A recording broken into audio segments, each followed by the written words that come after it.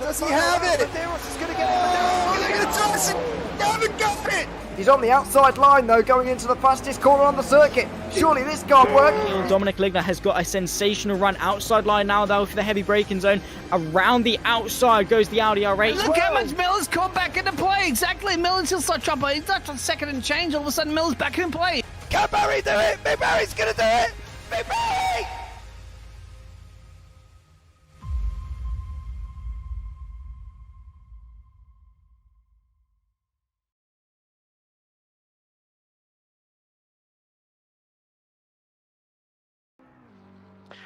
Welcome along and good evening to the fourth and penultimate round of the Sim Racing Collective 500 Endurance Series.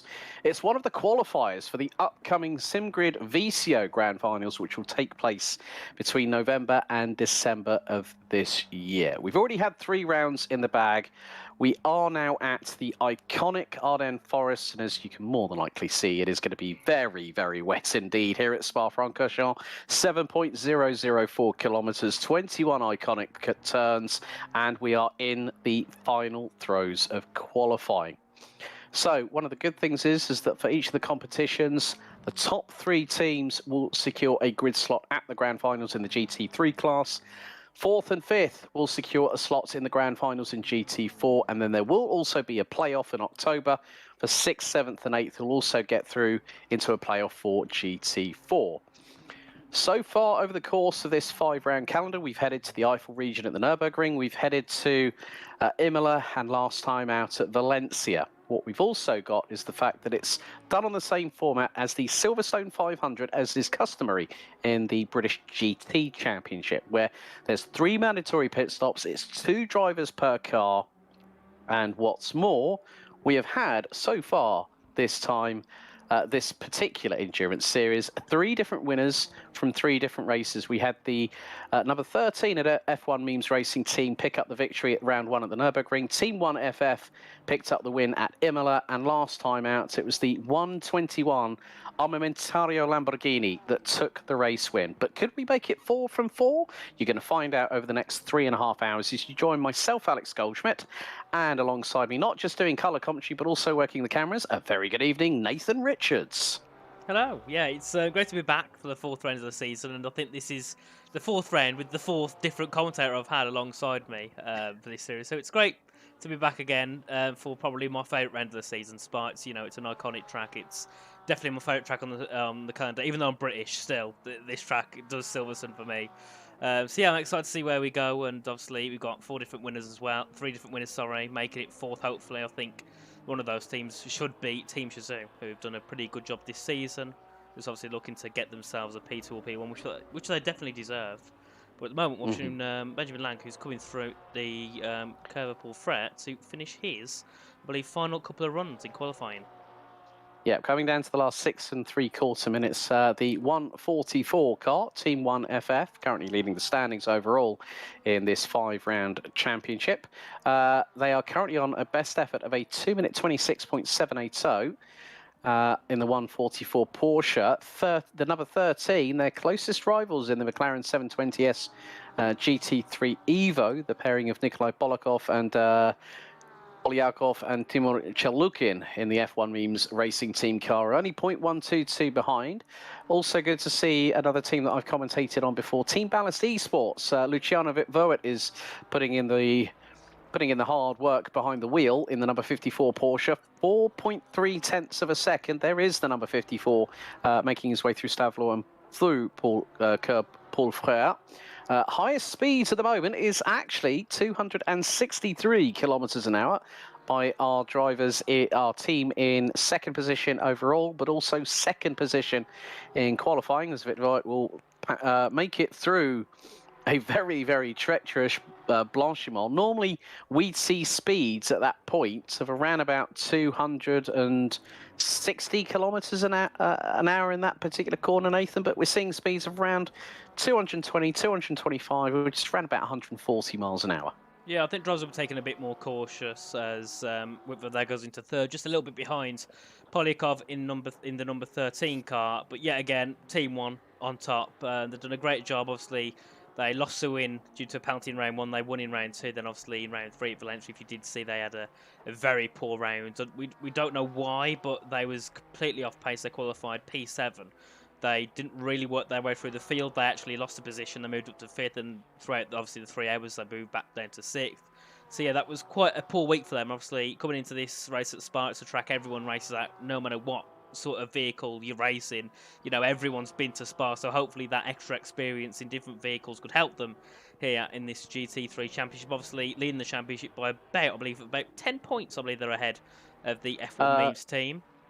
9 points. They're Team 1FF are currently on 164, F1 Memes 155, and then we got the 3 Armamentario cars literally rounding out the top 5 positions. The 121 of Panifiorov and Brzezinski, they're second, they're third at the moment on 149.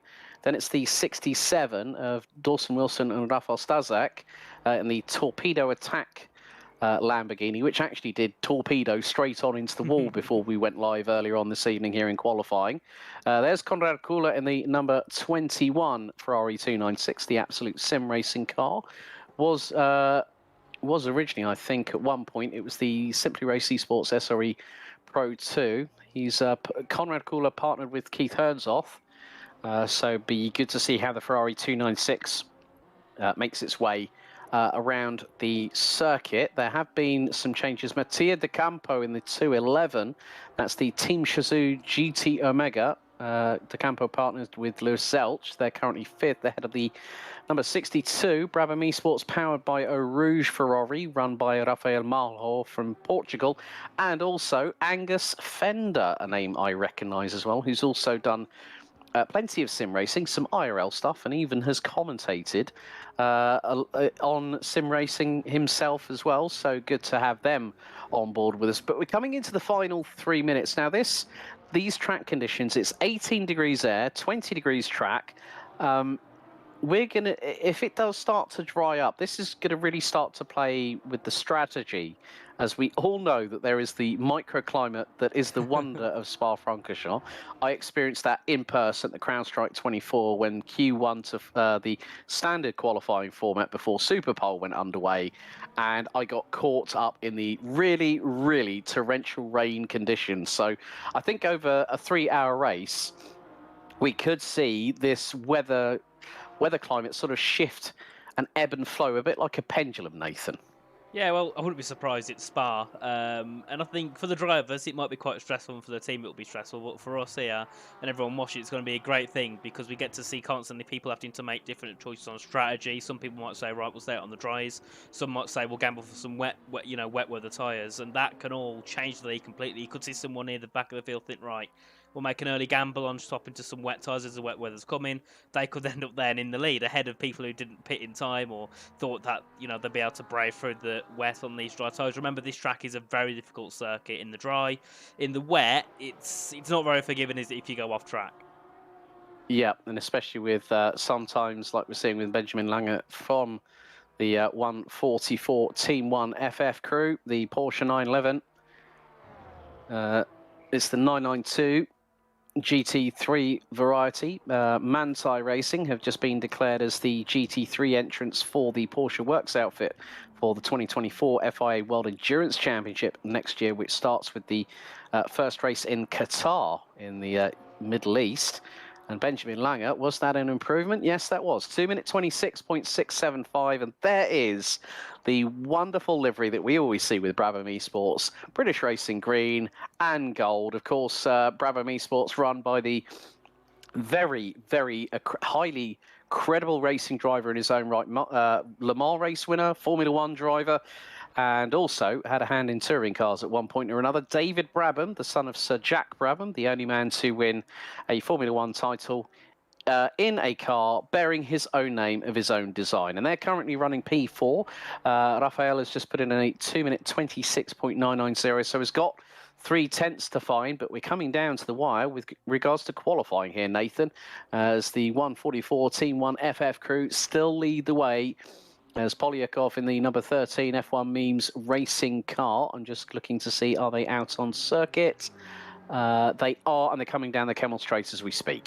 Yeah, we've got many people on laps. I think nearly everyone's improving. We're coming down to the end of the session. You know, it's your last lap, so it's, you know, kind of, you got nothing to lose at this point. So just push as much as you can. You can see everyone, apart from I believe 2 or 3 cars on the grid, are improving with us in the pit, so they won't improve on their position. But Malho's up on his time, Lang's up, Polyakov's up. So we've got many drivers who will try and take that pole position away. And if oh, that's a big mistake, isn't it? There for Brabham, completely off the track, down into the bus stop chicane. That was ruined their qualifying. That could have been a time, possibly, competing for pole. Yeah, very much the case. So that's a real shame for Rafael Malho and Angus Fender, who will be starting from, well, they were actually 4th, so they could have gotten onto the front row of the grid. The checkered is out for the session. Benjamin Lange pulls to the right-hand side coming out of Stavlo. And this is now the 211. This is Mattia Di Campo in the Lamborghini Huracan GT3 Evo 2 coming out of Club Paul Frere. Now we'll go up the gears, head towards the fastest part on the circuit. Currently running at about 240 plus kilometers an hour. Now heading into Blanchimont. There is a lift. It's about 220 kilometers an hour on the exit and also the apex as the 211. Hard on the brakes, nose dips down into the bus stop chicane for the final time. Does Mattia Di Campo improve for Team Shazoo GT Omega? The Lamborghini hurtles its way towards the checkered flag and the finish line. Improves on lap time, 2-minute 27.362, but remains in 6th. And now we've got the number 3 car, Simply Race Esports. Pro 1 with Grant Wilmot behind the wheel, partnered with Rui Nunez, as he makes his way out of Stavlo Club Paul Frere and then heading towards Blanchimont. I mean, that's one of the cars that I've really, really enjoyed watching. As soon as the 296 GT3 came out on update 1.9 on Assetto Corsa Competizione, Nathan, I really like the look of the car, and there's so many great liveries out there for it. It is. I think it's, along with the Mercedes, my favourite looking car. The Mercedes will always be at the top for me, the brand new Mercedes 2020 version, but this, it's a great car. And I look at it's got a very modernised style, but along and it brings still that, you know, that race car kind of S to it. So I think it's a very nice little mix of that. It does look a bit electric-y at the same time, doesn't it? You know, you look at an electric vehicle and it does look similar, but you look at it and you can also see that, you know, the traditional supercar style. So that's what I like about it, the mix of everything it's got in it. And obviously the Lamborghini hasn't really changed its style at all, has it? since it's been in any sort of motorsport. Yeah, so qualifying is completed, and Team 1FF bring another pole position into their grasp as we are getting steeled and ready for what will be 180 minutes. That's 3 hours, folks. So it'll be Team 1FF that will be starting from pole position. The number 13 of F1 Memes Racing Team will start second. Good run by Team Ballast Esports. And the number 54, Luciano Vitvoet, getting the Porsche into 3rd position. Brabham Esports will start on the outside of row number 2. Then it is the 67 of Armamentario Torpedo Attack with Rafael Stazak having done a really good job in that one. Looks like Lewis Selch is going to be starting in the Lamborghini Huracan for Team Shazoo GT Omega in the 211. And it's the 21 Ferrari, Conrad Kula due to start that one. Ryan Woodrow in the 222 Rocket Sim Sports.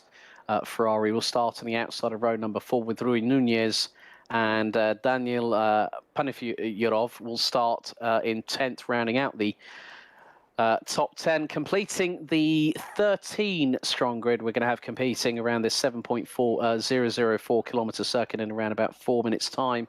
Will be the 96 of Armamentario 96, who are currently 5th in the standings. Giovanni Iannone for the 202 SPQ Racing Team, partnering with Simone Mazzola in the Lamborghini Huracan, starts 12th. And last but by certainly no means least, it's the Ultimate Racing Team of Adrian Raska and Pavel Steiner, rounding out the 13 strong grid. It does look very, very treacherous out there. And we both know, Nathan, that through endurance racing, you can't win on the first lap of a 3-hour race, but you can certainly lose all that hard work that you might have done in qualifying and into practice up until this point. Definitely, I think the drivers, at least at the start of the race, should take a bit more of a relaxed approach. You know, you've got 3 hours to go. Don't throw it all away on lap one because you send it too much into Eau Rouge Radion. Just keep it simple. Just be calm. Obviously, don't go slow, but, you know, don't push when you don't need to. There's no need to push at this point. So just, you know, take it easy. You know, you've got 3 hours ahead of you. You've got multiple stints as well. Technically 4 stints because you've got 3 pit stops. So there's more than enough time that if you maybe lose a few seconds here and there, you can gain it back near the end. Obviously, remember, there's only 13 drivers on the grid as well, so there's lots of points up for grabs. So if you're a driver such as maybe Ermakov in P11 and Pamfirov in P10, if you see maybe 2 or 3 cars crash ahead, that's you up 3 or 4 positions, you're up into P6, P7. So starting at the back as well, you want to be extra careful just so you can try and pick up a few positions from when people will crash. I think it's more than likely that we'll see someone round somewhere on that first lap. I think it's kind of, you know, it always happens, especially in sim racing. So drivers at the back should be a bit more cautious for that happening, especially up in towards Eau Rouge Radion, a very easy place for people to lose a car, people to go a little bit wide, and then once you collect yourself up the top of there, many of the people come down barreling with you, so you've got to be a lot more cautious.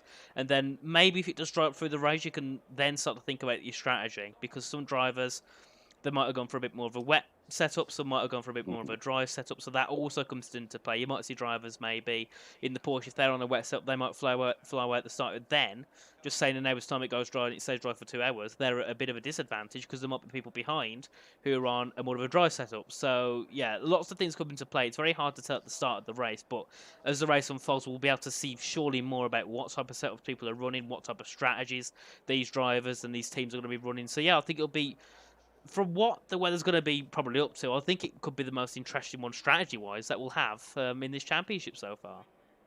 Yeah, 3 mandatory pit stops. Refueling is allowed.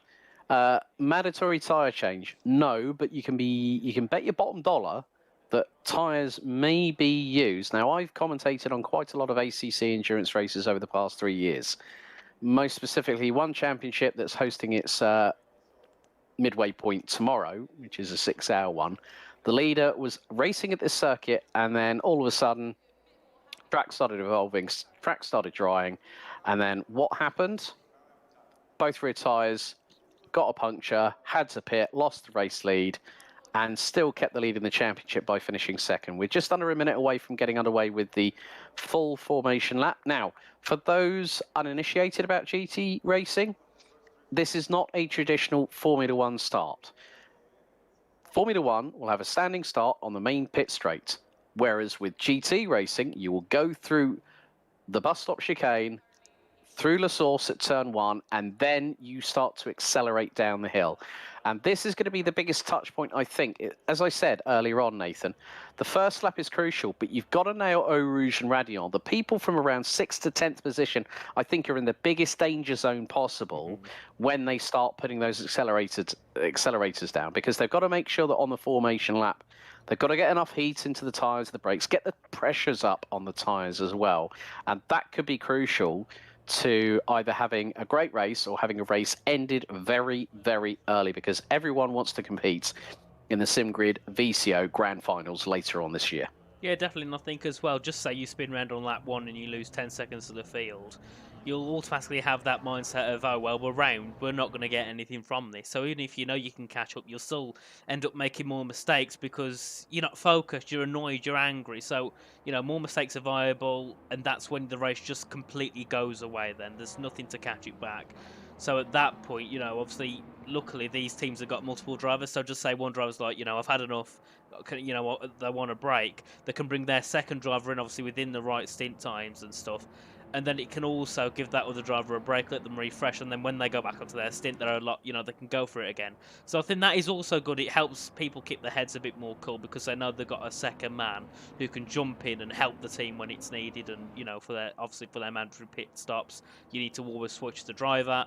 So that can also help when it comes to the end of the first stint. You know, when you're driving for 45 minutes, sometimes you can get a bit hot-headed, you can get a bit, you know, restless and just want to get out the car for a bit. So that is also another good thing because driving 3 hours alone, yeah, people have done it, but it's not always the best idea.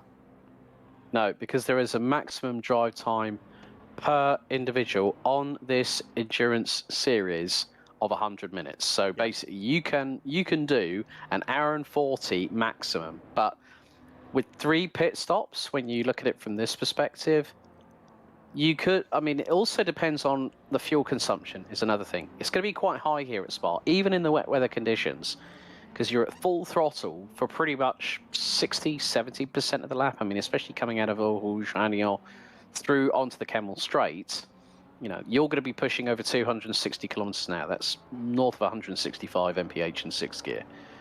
So it's a case of mitigating how much fuel you use. The field now making their way, we just made their way through Speaker's Corner at turn number 9. It has also been known as Jackie X Corner. It's been known as No Name. But for those wondering, Speaker's Corner is so called because of the circuit commentators for Spa-Francorchamps. Normally, that is where their commentary box is located, hence the name, just for a little bit of tidbit information for those historians out there for you. But we were having quite an interesting discussion actually beforehand, weren't we, Nathan, about corner names here at Spa?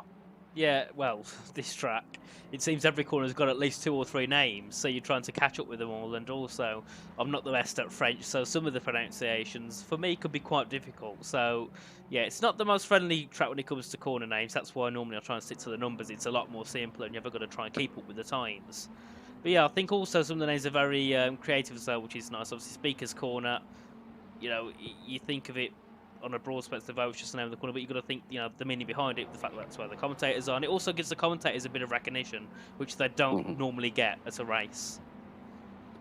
Indeed, we're gearing up, so there's 3 hours on the clock. In-game server time, 11:08 in the morning, 18 degrees air temperature, 21 degrees track. It is going to be raining for at least the next half an hour. The opening half an hour of the 180 minutes or 3 hours, 3 mandatory pit stops, 2 driver teams ready to go into battle. It's going to be Lange and Polyakov on the front row for Team 1 FF and F1 Memes on the front row. Vitvoort for Ballas and Malho for Brabham on the second row of the grid. We will keep you updated with any respective penalties that might be issued whilst the race is going on. So we've got 13 cars, and that's quite a considerable amount of horsepower when you think about it. Let's look at it from this perspective. There's 6,500 horsepower about to roar into life here at Spa-Francorchamps. They now head into the bus stop chicane. Red lights are on the starting gantry for the penultimate round of the Sim Racing Collective 500 Endurance Series here at Spa-Francorchamps. The front row lead the field out of the bus stop chicane. So, without further ado, are we ready? Are we steady? We wait with bated breath as the green flag will wave very, very shortly. I nearly got ahead of myself there. A little bit of an anticlimax there, Nathan, I'm afraid, because I nearly did the biggest faux pas, which was remembering that that's not the start, it's down the hill out of La Source. But yeah, so it's coming through turn number 1, and this is where everything's going to start to get really, really interesting, because it's the run down to Eau Rouge. Can you get the traction down very, very quickly? So the Sim Racing Collective 500 Endurance Series penultimate round here in the very, very saturated Spa-Francorchamps is about to get going, as we will have the timer countdown very shortly. The green flag waves. We are underway. Good start, though, by Benjamin Lange, as Polyakov looks to try and get in front, but slots neatly in behind the Porsche as they go up the hill through Eau Rouge and Agnon. They've got to be very, very careful of that side of things coming through out of Eau Rouge and Agnon. De Campo looked to have gone a little bit wide coming over the crest of the hill. That's going to be a track cut, but it's going to be side by side. Brabham versus that's 62 plays 67. That's Brabham versus the Torpedo Attack Armamentario car.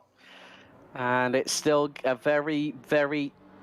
there's been an incident involving Brabham Esports, so they have suffered some contact.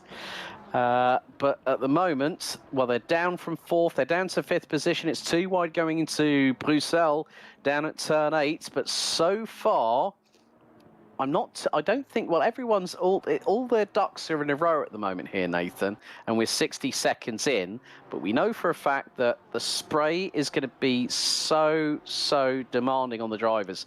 The visibility is one of the things you've really got to circumnavigate in the early few minutes, especially with the track saturated like this here at Spa. Yeah, definitely. I think spraying visibility is a key thing in this track, both sim racing and diorellas. You know, we all know. And between Brabham and that was a close one there between Enon and Sperzkowski. Yeah, with Brabham, they went into the corner with Whitford, and it seemed Whitford must have lost her in, just tapped them to the side. It just moved them over to the right a bit. Then it allowed Stazak through, and then, you know, possibly it's a penalty, I don't know, but it did seem like it's a bit of a punt to pass type of situation down there for those. So we'll see what the she would say about that if it does get brought up to them. And they've still got another battle. This is with Kula and De Camp, obviously. Team of Shazoo have been doing pretty well this season, as getting very close to the back is the Ferrari and Lambo, and we know that each car in this game all reacts differently, so we'll be able to see soon what car works better in the wet, and if it goes dry, what car works better in the dry. Yeah, it's actually Cody Cosford that's behind the wheel of the number 54 Team Ballast Esports car, according to our live timing, not Luciano Vitvoet, who put the car onto the inside. Well, it is actually Vitvoet. Stazak has gone up into fourth, ahead of Rafael Malho in the number 62 Brabham Esports, powered by a Rouge Ferrari 296. And there you see Conrad Kula in the number 21 Ferrari 296, trying to put some pressure on. But yeah, I mean, it's we're already past lap number one. Fastest speed at the moment in terms of overall top speed, Nikolai Polyakov for the number 13 F1 Memes team in the McLaren 720S GT3 Evo version, 257 kilometers an hour. Battle for third place. That's a great move if he manages to get that through. Stazak on the outside of it. Voit going through into Lecom. They both give each other enough racing room. Does the Lamborghini power ahead? No, bit of a hip check between the pair, as Rafael Malho is right with them in the number 62 Brabham Esports car. He's got De Campo to his immediate outside, going through into Bruxelles. Another hip check between third and fourth position. Malho's got the inside line going through into towards Speaker's corner, and has got round the outside. That's brave there from Malho on Stazak, going through out of Speaker's corner on the run down into the next couple of corners. Of course, Pouon, originally known as double gauche, double left in English, is, Malho's around, and Kula has had absolutely nowhere to go.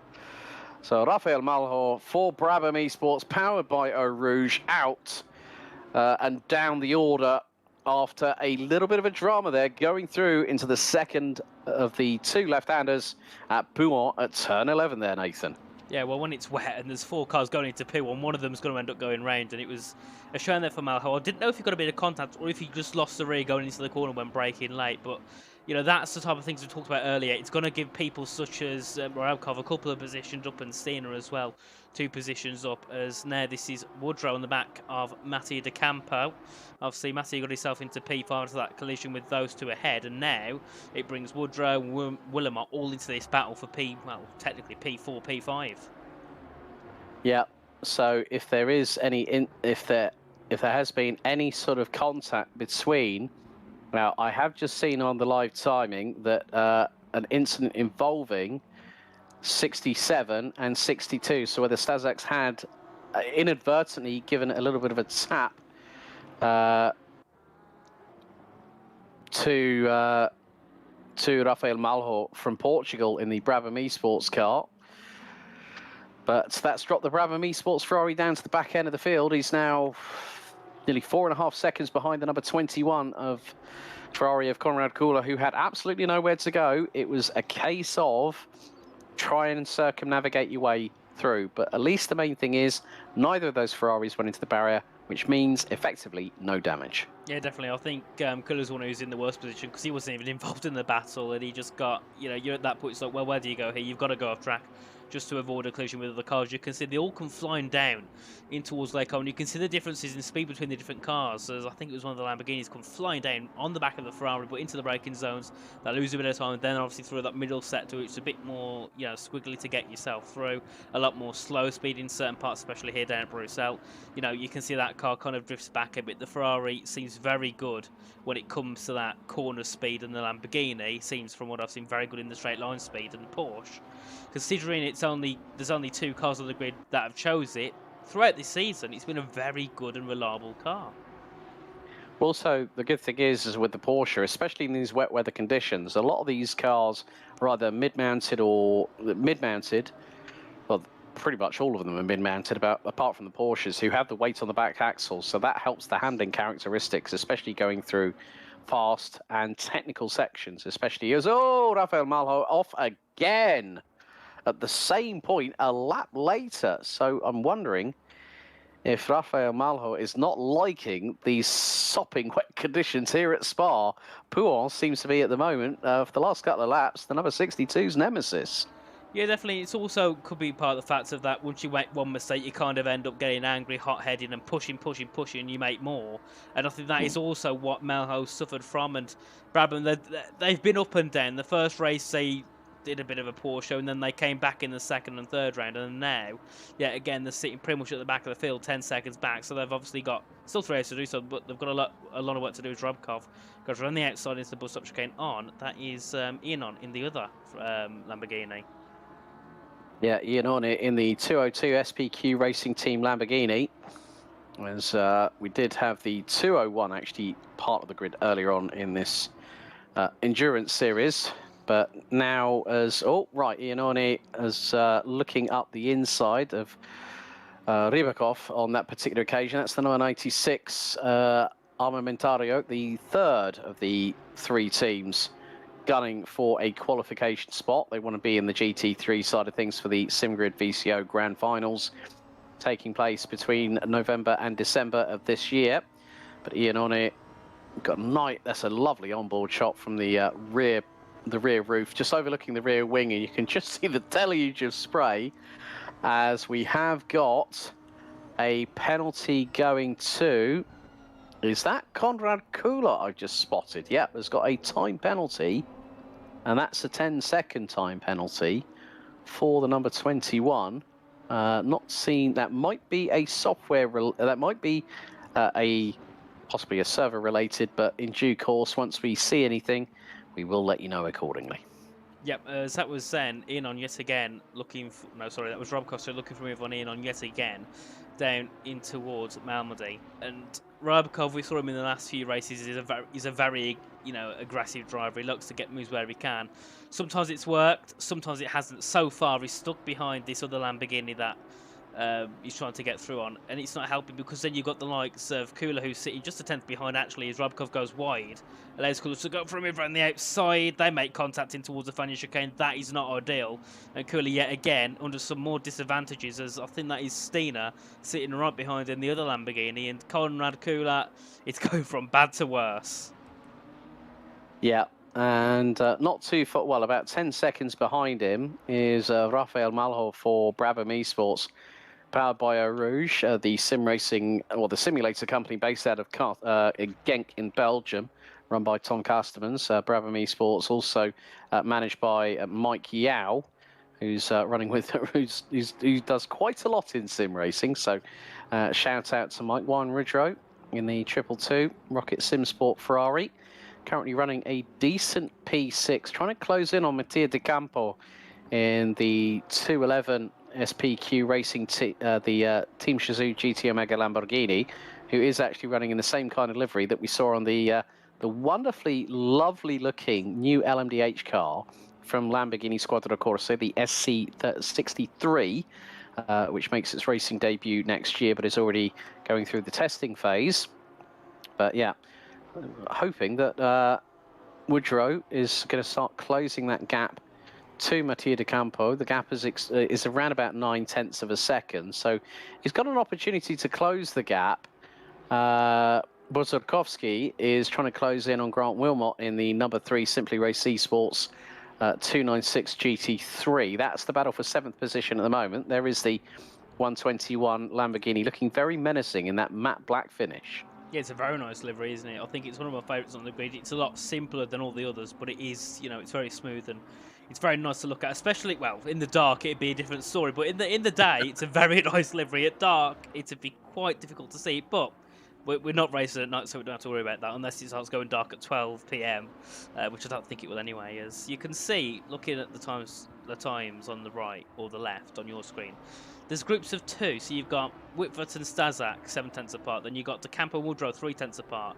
Wilmot and Burskovsky 8/10 apart, and then Ianon and Ryabkov separated by 6/10. They're all in these little groups, and not everyone's together. It's just they're all separated, which is good, but also bad because it means that there'll be groups of cars just slowly starting to just spread off and break away from the pack, and not make it good for them. But then the likes of Benjamin Lang at the front, that is very good for him because it means there's an even more gap. So when he does pit, there'll be he'll come out higher positions, hopefully for him, depending on how much that gap can spread. But so far, for the likes of Stazak, he's had a pretty good start. So P5, I believe, moved up to P4. He's on the back of P3, so he doesn't need to push right now. There's no point in pushing for that P3. He's got 2 hours and 48 minutes to go. Just sit back and just pull yourself along with in third. You've got more opportunities to get through. There's no point doing it so early, as this is Woodrow, I think, closest to De Campo than he has been yet this race.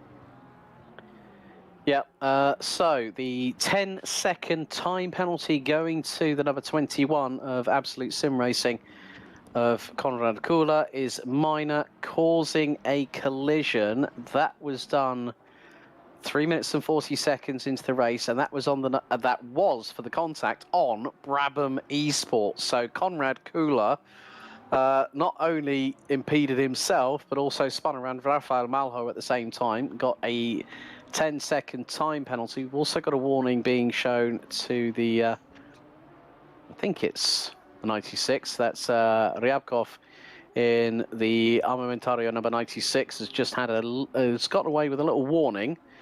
There have been a few non-further action incidents, but of course on the first couple of moments of the race, it's always going to be that sort of touch point where you never quite know when things might transpire. And we're now into 13 minutes of this race completed. So Konrad Kula is going to be the first one that's disadvantaged in this race quite significantly. I mean, forget Rafael Malho, because they had a minor incident, but that would not have caused that much damage, whereas Iannone has got Ryabkov right on the coattails, going through into Bruxelles.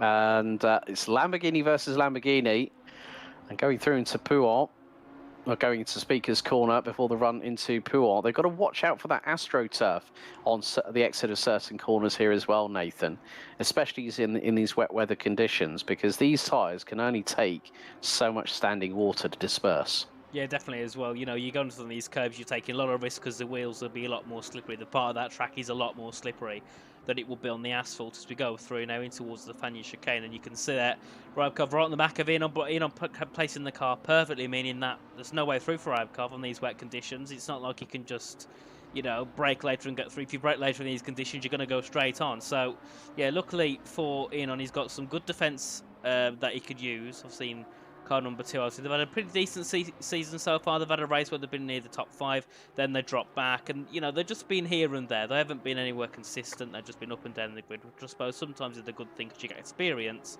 from being at the top of the grid and also near the back of the grid. Because obviously, different places of the track, the way you need to run your race works completely differently. Is that seen on? Is it what's happened there? Well, Iannone has just lost a position to Ryabkov in the number 96 Armamentario Lamborghini. So whether Iannone's had a moment is one thing, but he's going to look towards the outside and maybe try and get the undercut. Just behind, they've got Konrad Kula, who's been actually catching them. He just did a 2-minute 29.695 on the previous lap. Benjamin Lang has got complete clear air, and he's ahead of Polyakov by just under 3.1 seconds as we now go over the first 15 minutes of the first hour out of 3 completed. Iannone trying to close on in, going through into Eau Rouge and Radiant. I have seen it before where drivers have really caught a bit of a kibosh as a result of that. Ryabkov was completely wide on the exit on the right-hand side. And Iannone is looking towards the outside going down Les Combes. Is this going to be a move by the 202 SPQ Racing Team car? They are swapping paint going into Les Combes. And Iannone, Ryabkov goes off. So does Iannone. And Iannone's had to use the escape road to get through, and he's rejoined, nearly attaching his front bumper to the left side of Konrad Kula from Absolute Sim Racing, the Polish driver, coming out of the exit of Les Combes. That was very, very close indeed, but it was a hip check from Iannone that put Ryabkov into a slight sideways moment there. He went straight on at Les Combes, and Konrad Kula thought, oh, right, Iannone's just given me a place absolutely gratis, thank you very much. And Iannone has just completely dropped the ball on that one, and I think was just a bit too, let's say, robust going down the Kemmel Straight heading into Les Combes on Ryabkov. Yeah, a bit too aggressive there, I think, from Iannone. It seemed like he tried to turn in, but he wasn't fully ahead, so he kind of collected Ryabkov on the way. Surely that will be looked at by the stewards. We'll see shortly whether it does, as Woodrow on the back of De Campo and Willemot, I think, made a bit of a mistake at down at P1 because he did have a bit of a slight yellow flag condition, so he must have lost the rear maybe because he has lost a bit of time to the back of Woodrow and De Campo, who are still fighting for that P5 and P6 position. So far, Shizou have took P3, P5 and P4 in this championship, so they'll be looking at the moment to take another P5 to equal that tally. Oh, they go a little bit wide. That allows now an outside line for Woodrow down in towards the bus stop chicane, but still, the Lamborghini going to fight back. Yeah, De Campo was completely wide coming out of Blanchimont, still keeps it pinned around the outside of the second half of the bus stop chicane, and is just keeping it as tight to the right-hand side wall as he dare. But Woodrow has got the run and has got the crisscross already done before they hit the apex of La Source. So Warren Woodrow for Rocket Simsport does a fantastic job in the 222 Rocket Simsport Ferrari 296 GT3. Looking forward to seeing when Ryan's teammate Milos Stamenkovic gets behind the wheel. But the Rocket Simsport car now moving away from Mattia De Campo in the 211 Team Shizou Lamborghini, whereas Stazak is trying to close back in onto Luciano Vitvoort from Team Ballast Esports in the number 54 for Ferrari.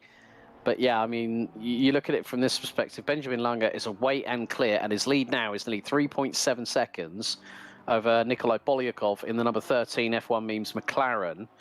But we all know for a fact that with regards to fuel consumption in these cars, you might get a possibility of 60 to 65 minutes in dry running on a full tank of fuel, depending on what your strategy is. But with 3 pit stops, you've really got to sort of, you know, do you want to go on for all outright pace? Well, Benjamin Langer doesn't really need to worry because he's got clean air. He was 0.6 of a second quicker than Polyakov on the previous lap. Oh, dearie me, that is major drama. That is for the number 97 of Pavel Stenner, who's dropped to the back end of the field behind Rafael Malho from Brabham Esports. So the number 97 Ultimate Racing Team Lamborghini has had its own dramas and has lost the car out on the circuit. Yeah, I'm not sure what's happened. I think he's gone into speaker's corner. He's gone a little bit too deep, and he's just had to, collect the car and bring it back on. But I noticed since the start of this race, he hasn't been on the ultimate pace. I know he was dropping back a little bit to the back of Kula and, likes of Ryabkov. So it seems at the moment, these wet conditions aren't good for that car. But remember, setups are different, so there could be the fact that they're on a dry setup, that in the wet, a dry setup is quite difficult to drive. A wet setup in the dry is fine. But a dry setup in the wet, yeah, it's a complete different story. It's very easy to make mistakes. It seems at the moment that's what's happening to Steiner down in P13. Malho, remember, he was 10 seconds back. He's done a great job. He's only 3.5 seconds back from Iannon and Kula now. So he's done a decent job of working his way back up the field, but he's still got a lot of damage undone as that's Iannon looking for a move with Kula down at the bus stop chicane. Yeah, Iannone having lost significant amount of time in the battle with Ryabkov, who's currently in 9th position. Konrad Kula. Oh, that's brave round the outside at the source. And he's got the run. He's got the run on Konrad Kula going down the hill. Will the Lamborghini pull in front of the Ferrari? He is going to nose ahead on the run down to Eau Rouge. Does he slot in front? Yes, he does. Kula has to use discretion as the better part of Valor going through Eau Rouge and into Radion, but the Ferrari's going to get the run on the Lamborghini coming down the Kemmel Straight. So V6 turbo versus 5.2 litre naturally aspirated V10 madness in the mid part of that Lamborghini going down the Kemmel Straight. They were pushing over 260 kilometers an hour, and that was one of the best moves so far tonight by Giovanni Iannone, getting ahead of Konrad Kula. And let's not forget that the number 21 Absolute Sim Racing car has to do a mandatory 10 seconds in the pit window when they do their first mandatory stop out of 3. And that is going to curtail their running. That's going to probably keep them at the bottom end of the top 10, if not the bottom end of the field there, Nathan. Yeah, definitely. If they, obviously, when they pit at the moment, they'll be coming, they're 6 seconds ahead of Sin, so they'll be coming out, you know, about 4 seconds back because of the penalty. So that's not what they want at all. You know, that's completely ruined the start of the race at least. Obviously, they've got more time to gain it back. Obviously, other people can get penalties from incidents, but it's not the start they want. Obviously, they'll swap over drivers as well. So, you know, their second row can have a bit of a... Oh, is she gone? Oh, Alex, you here? Don't worry, I'm still here. Don't worry, I'm still here. Oh. Yeah, I was oh, sorry. No worries. Yeah, as I was saying, obviously they'll have a swap around down at the Ballas Esports team, so they can get someone else in the car. And I believe his teammate, I'm not sure, is it Cosford? Yeah, Cody Cosford is Luciano Vitvorit's teammate in this squad. As well, Stazak's looking on the back of Whitford as we come through. Down into turn 1, the gap's about 7/10 of a second. The gap between Polyakov and Benjamin Lang is, well, 3.7 seconds, and then Whitford 2.7 seconds back from those. So at the moment, about a 7-second lead to P3. It is for the Porsche Team 144 as we come down in towards Eau Rouge and Radion, and still Stazak keeping the 8/7/10 gap, and at the moment doesn't seem like he's gaining enough to get through on Whitford, but he's definitely gaining enough just to stick behind and pull himself along with that Porsche, as that's also a move between Malho and Kula, and that's someone else involved. That's Cena. No, it's not. That's Ianon. Iannone again. Yeah, that is Iannone. Iannone is Iannone's done a. So I think Rafael Malho's just been told, look, go out there, enjoy the race. Battle with the tricky conditions, battle with your opposition, learn something new every day. It's a 3-horse race, and 2 of them are prancing. One of them's a raging bull. So Rafael Malho looking to the inside of Giovanni Iannone. This is going to go into Le Comte. And is the Ferrari from Brabham Esports going to get the run through? Yes, it does. Konrad Kula looks to the outside of Giovanni Iannone and gets through. I cannot believe I've just seen that. We've seen Iannone doing Banzai, high, wide and handsome around the outside of the source, and Konrad Kula has just done exactly the same to him around the second part of Le Comte. Inspired driving by both Ferraris right there, with Rafael Malho now up into 10th position in the Brabham Esports number 62 car.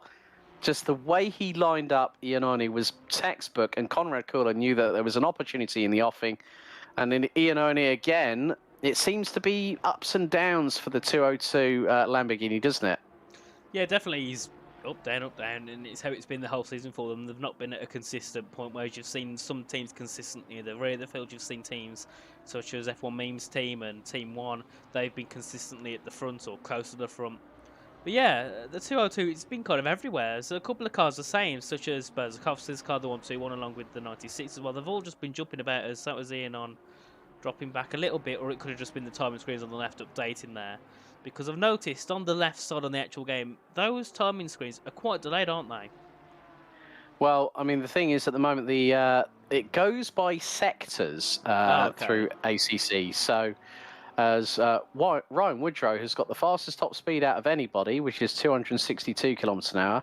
Rafael Stazak in the number 67, the Torpedo Attack Armamentario car, has just done 261 kph. So, a lot of the field from Polyakov, Rybakov, Malho, De Campo, Stazak, Iannone and Woodrow have all gone 260 kph or higher in terms of maximum speed attained around this circuit. There is Ryan Woodrow going through Eau Rouge and into Radion, and they are going to be pushing around about 259, 260 or so kilometers an hour. I can see through the live timing that we've got. So the gap at the moment between Benjamin Lange and Nikolai Polyakov on the last lap was nearly 4.6 seconds. It's quite a bit of time between Benjamin Lange and Luciano Vitvorit. So the gaps between the respective cars are starting to open up. It's close to 7.9, 8 seconds, but between first and third. But Rafał Staszak has just put in a personal best, a 2-minute 28.057, was nearly a tenth and a half quicker than Voigt. The gap between them is around about, probably say about the best part of nearly 6 to 7 tenths of a second. There's Staszak, there's Voigt. This has been ebbing and flowing.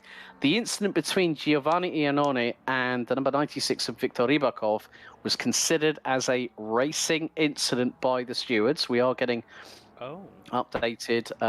Yeah, I think it was just like literally the pair were pretty much alongside each other. I mean, Iannone, yes, wasn't ahead, but the contact, I think it was just like, they have to look at it from so many different factors. And being a race steward, folks, is a very, very thankless task. The amount of work that they have to put in, the amount of protests that they'll have appeals coming their way.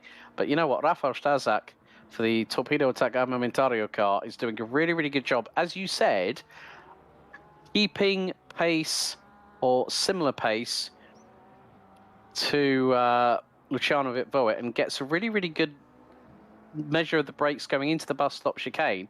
But the Ferrari, well, no, the Porsche seems to get the traction better out of the corners, especially with the way that that engine drivetrain configuration is. You know, it's rear axle, rear wheel drive.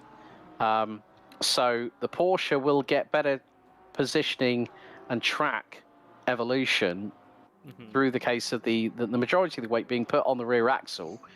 Whereas with the mid-mounted rear-wheel drive, mid-engine-mounted and rear-wheel drive cars, as we see Rafał Staszak nearly going sideways coming out of Radion there, they're not getting as much as a purchase on the traction, unlike the 144 of Team 1FF and the 54 of Team Ballas Esports. Yeah, and, well, I think there's advantages and disadvantages to every car. Some are better in straight lines, some are better in corners, and that's what I like about ACC compared to F1. You know, it's equal. Here, it's, you know, you've got the you can try many different things. For example, I've drove personally the Mercedes. It's a beautiful car to listen to. I love the sound of the engine, but it's difficult. The oversteer is massive on that car, so I can't drive it. Whereas I can drive something such as a McLaren, which is pretty planted. You know, you can throw it into a corner, the understeer is there, and then obviously you also got the likes of the Porsche, which is also in specific conditions quite oversteery. So yeah, it's a nice thing because it means everyone can have a car suited to their style. The only issue that you have is when you join a team, you've got to use one car. So that's sometimes where you can get teams quite angry with each other. That was Staszak getting very close to the back of Whitver as they went down in towards the Fania chicane. But yeah, that's one thing I like about ACC. There is lots of different variables of cars. And obviously on this grid at the moment, we've got Lamborghini, Ferrari, Porsche and McLaren. Alex, what was your favourite car, would you say, out of those four? In terms of styling, I would say the Ferrari. In terms of sheer brute noise, I would have to say the Lamborghini. I mean, I've heard these cars on ACC. I've also heard them in real life. And when I was watching Q1, the standard qualifying for the CrowdStrike 24 Hours at Spa-Francorchamps a few weeks back, the Lamborghini, like, just literally was... It was one of those noises that puts, like, the goosebumps on your arms and hair on the back of your neck. And I was just like, it might be the same engine, you know, it might be the same engine as what you've got in the Audi R8 LMS. Because obviously, with the Huracan and the R8 underneath, they're very, very similar. But the characteristics of the engine note from that exhaust on that Lamborghini is just like, man moment, clean up on aisle 3. Well, I remember before when I went to the Donington Park to watch the British GT Championship, and the one car that stood out to me, I think it was one of the GT4s, I think it was the Aston Martin, and when it shifted down, sometimes it catch you off guard, you're like, ow, you know, it's loud. And along with the Mustang as well, that thing roars. Yeah, I was, because they unveiled the Mustang GT4, the new one, at Spa for the 24 hours. They also released the new GT2 car from Maserati, the MC20, which was, I have to say, I looked at it, I just went, that just looks really awesome. Because you see all these sports cars and you just go like, they sound really cool as a road car, but then you go to the racetrack, it's like, yes, just unleash the horses, just get the amount of noises. You know, they don't have to worry about noise restrictions like we do on the road, but Yeah, the Lamborghini for me in terms of noise is the clear winner. But the Ferrari, I think when you look at a car that on the road is a 1,000 brake horsepower hybrid electric supercar, and Ferrari have still been able to make that car into a credible GT3 racer, which last year on its debut in the ADAC 24 Hours of the Nürburgring, took its first overall 24-hour endurance victory by the team that had the late Sabine Schmitz running in it, Fricadelli Racing, if people might remember. So that's been a firm. Like I saw the AF Corsa car at Spa, and I was just like this. I was in love in terms of the styling, and of course the AF Corsa Ferrari livery as well. Yeah, I think another thing about GT3 racing to me is obviously I've only ever watched GT3 racing on IRL, and you sit trackside. I think the one place I went to is the chicane down at Donington before that final hairpin, and you look on TV and you think, oh, they're going quick through there. You go there in real life and you see them fly through and you're thinking, hang on, these cars not going to make the corner. They go through there that quickly. But on TV and camera, it never really justifies it, does it? It never shows the true, the feeling of it. You can, and sometimes you stand there and you can feel the cars as they go through the corner, bounce, and the floor shakes. I think it's a great experience. I think online, TV sim racing will never ever make up for what it truly feels like to be there trackside.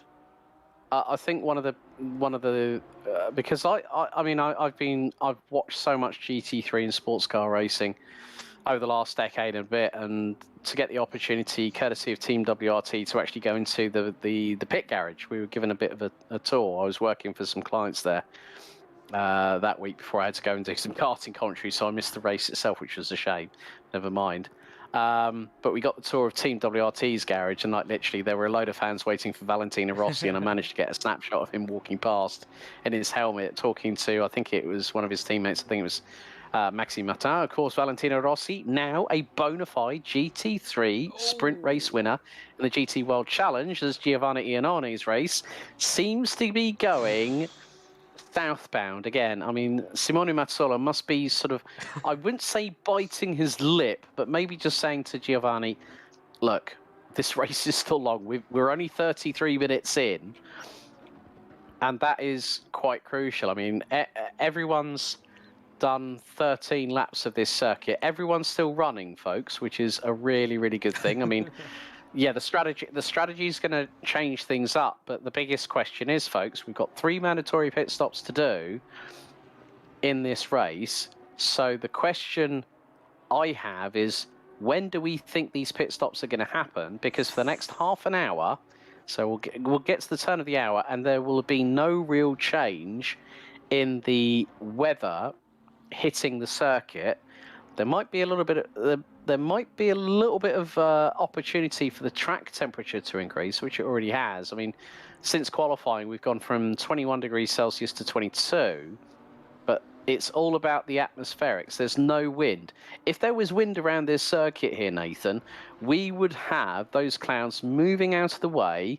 Look, it's dark, it's menacing, it's grey up above, and everyone's like thinking, yeah, we could be in for the long haul this one, and this race will feel like it's going a lot longer than it actually is. Benjamin Langer, in the meantime, for Team 1FF, has extended his lead over F1 Memes with Nikolai Polyakov behind the wheel to 5.5 seconds, and with the new fastest lap of the race, 2 minutes 27.242. So Benjamin Langer already just nicely stretching out that lead, and as he's gone through Eau Rouge and Radion, Polyakov's just coming through Eau Rouge and going up the hill. So it's just been about getting that car on pole position in these wet weather conditions, and now going, right, we've got clear air. Everyone's got to have their wits about them. As Grant Wilmot in the number 3 car is now trying to make his way up the hill, battling away with Mattia Di Campo in the 211 Team Shazoo car. Now, this gap is starting to come down. It's about half a second between them, but that Ferrari looking a lot cleaner. And then they've got Bozorkovsky in the number 121 Armamentario Lamborghini not too far behind. So battle really starting to come into life here for 6th, 7th and 8th. It is, and talking back about the stint timers, throughout the last 3 rounds we've seen mainly drivers pit after 45-minute stints because obviously you got 100 minutes max per driver. So you do 45 on the one driver, then you swap 45, 45, 45. So you do roughly 90 minutes each, give or take a couple of minutes. So I think that's what we'll probably see. If conditions were to change in the next 10 minutes, maybe it'd be different. But for now, we know the conditions, at least for the next half an hour, will stay the same. So the drivers most likely will still stick to that 45-minute stint timer, and then move out, and then obviously you just say it drives up in the next hour. They might say, right, we'll cut this stint short, or we'll cut this stint, we'll make this stint a little bit longer. So yeah, strategy is a key thing. Obviously, some of these teams you can see a lot more amateur than others. Some, you got lots of Brabham Esports, pretty nice organisation. Then you got some of the teams that might be a little bit, less established, might be a little bit newer to this scene. So you'll be able to also see the differences with these teams when it comes to strategy. Oh. That was a massive slide, wasn't it, for Berzakovsky? That was a tank slapper for the 121 Lamborghini right there. I mean, he was lucky to save that. Very, very lucky indeed, because it pitched right, then it pitched left.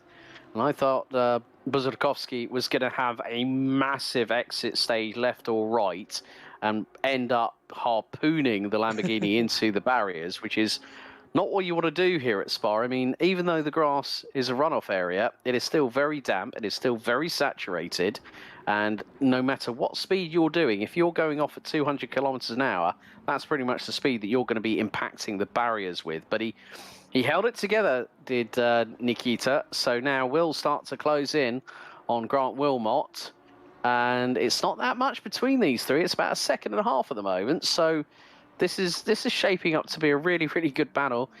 Berzakovsky was really close on the brakes behind Wilmot in the Ferrari just up ahead in the number 3 car. But we've had a drive-through for, let me guess, track limits Giovanni Iannone. I would believe so. In a second, I'll have a look at the spreadsheet, but that's not ideal at all for Iannone. It probably is track limits. I think it most likely will be. He hasn't done anything yet. I don't think that deserves a drive-through penalty, but that has pretty much ruined their race at the moment. And I've been looking through, and Steiner, he's 12 seconds back, and you start to think, has he got damage? Because he's losing a lot of time to the likes of Iannone and Kula, who themselves are quite far back from the rest of this pack. So I'm very confused, and I'm very intrigued to know why he's so far back. We've seen him, I think, in a previous race, and he was never this far off, so I'm very confused of why. And maybe, we'll find out later on why he was so, at the moment, so slow. And at the moment, obviously, I think with the 10 seconds for Kula, he might still be able to get ahead of Steiner even with that penalty, whereas obviously Iannone is going to be in a lot of trouble with that drive-through. To save his race, he needs someone to have a big accident or get a big penalty or get a drive-through themselves. Otherwise, he's pretty much stuck, probably down in that 13th position, because he's got to practically do another pit stop, which I think sometimes for track limits is harsh, but you know the rules. Don't go outside the track limits. Obviously, Iannone's done that more than once, and it's done it more than he's allowed to get yourself a penalty. And I think another thing as well when we talk about the track and the limits is don't break on the grass. As Iannone's gone off track. Yeah, dearie me, that is... well, thing is, Iannone might be... I think what they've got to do, the SBQ Racing Team 202 Lamborghini, they've got to pit that car now. Just get the penalty out of the way, shake it off, and just try and do their level best over the remaining 2 hours and 20 minutes. They've got nothing to lose, but they've got everything to gain. I mean, it's been a pretty... Okay, we've had a couple of incidents. We've had a lot of no further actions declared by race control. But in the meantime, what this has allowed is for us to get some really, really good racing. Now, what I am seeing is less spray coming from the back of these cars, as I think that might have been... That is Iannone that might have just gone into the pits. Ryabkov. Yes. Oh, right. So Ryabkov is the first of the drivers to pit. So Ryabkov's just done 15 seconds shy of 40 minutes behind the wheel. So it might be the case that Ryabkov might change over drivers. We'll find that out when that car leaves the pits, as Iannone comes in for the drive-through penalty. And that will curtail their strategy. But one of the biggest things about Spa-Francorchamps, as we both know, Nathan, is that with the GT cars, the pit boxes are on the other side of La Source. Yeah, it's an obscure one. It's a very long pit lane entry. And especially with the drive-through, that makes it even worse for you. So at this point, I'll get Ian One in, serve the penalty, then go back in the pits instantly. I'd say get someone else, I think it's Matt Sola, into the car, because you can tell Ian One is, he's under pressure, he's making too many mistakes. You need to get him out the car, let him have a breather, let him have a cool down, otherwise he's going to have more and more incidents to the point where he's going to get damaged. He's had 2 offs down at Pouon. He's had an off nearly down at Eau Rouge, which could have all ended up with that car on the wall and it being heavily, heavily damaged. Luckily, he's got through with no damage at all, but that is becoming more and more of a risk for the SPQ team, who was, I think, in the top 10, I believe, down in Valencia, if you want to correct me. Yeah, just going to actually have a look at the moment at the standings. Yeah, well, SPQ 202 actually were 8th at the opening round at the Nürburgring, and they were 10th at Imola and Valencia. So they've been running in the top 10 for pretty much the whole season. But it's been, the first race at the Nürburgring. It's a track that suits the Lamborghini a little bit more, I think. But also, it's a definitively great. It's a great location for certain cars. And as you said, you rightly pointed out, on ACC, everyone's got their own preferences. I mean, as soon as the 296 came out on ACC version 1.9, everyone was like going, oh, new car, we got the new Ferrari. Right, we've now got another car, that's Borakovsky, coming into the pits in the 121, I believe, from 8th position. So Rafael Malho is now up to 8th place as a result of that. There's Grant Wilmot battling away with Mattia Di Campo again for 6th position. The gap has really sort of I wouldn't say stabilised, I would say stagnated a little bit. I mean, it's about half a second between them. I mean, Mattia Di Campo, as you can see, the amount of spray coming from the Lamborghini onto the front windshield from the in-car cam here on the number 3 Simply Race Esports Ferrari. And that just, I've seen it before where, I think one particular race in ACC, we had wet weather conditions, it was a Spa, and someone had the audacity to not put their wiper motor on, but the reason being was that the wiper motor button on their steering wheel was not working. Well, that's not ideal at all, is it, in the wet weather? No. So, well, what? We've had a change. Look at the weather. 30 minutes time, light rain. So I think we could end up probably going to damp conditions, probably with getting towards the halfway point of the race still to go. But there's still going to be that modicum of where the outside curbing, like say coming into Pouon now, where Grant Wilmot and Mattia Di Campo are just exiting out at the moment. Iannone, as you said, brought it right back into the pits. So let's see if Simone Matola will take over the reins of the 202 SPQ Racing Team Lamborghini.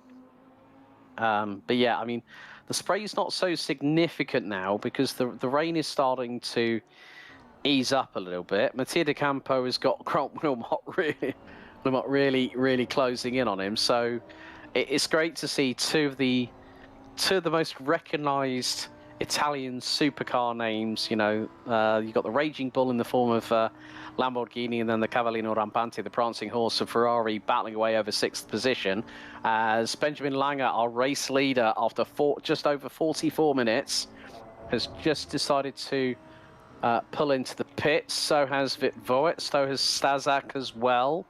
So they're all starting. I think, yeah, you're right. So like around about the 44-minute mark, and Grant Wilmot now pulls into pit lane. So Iannone, I'm not too sure if Iannone has decided to stay in that car.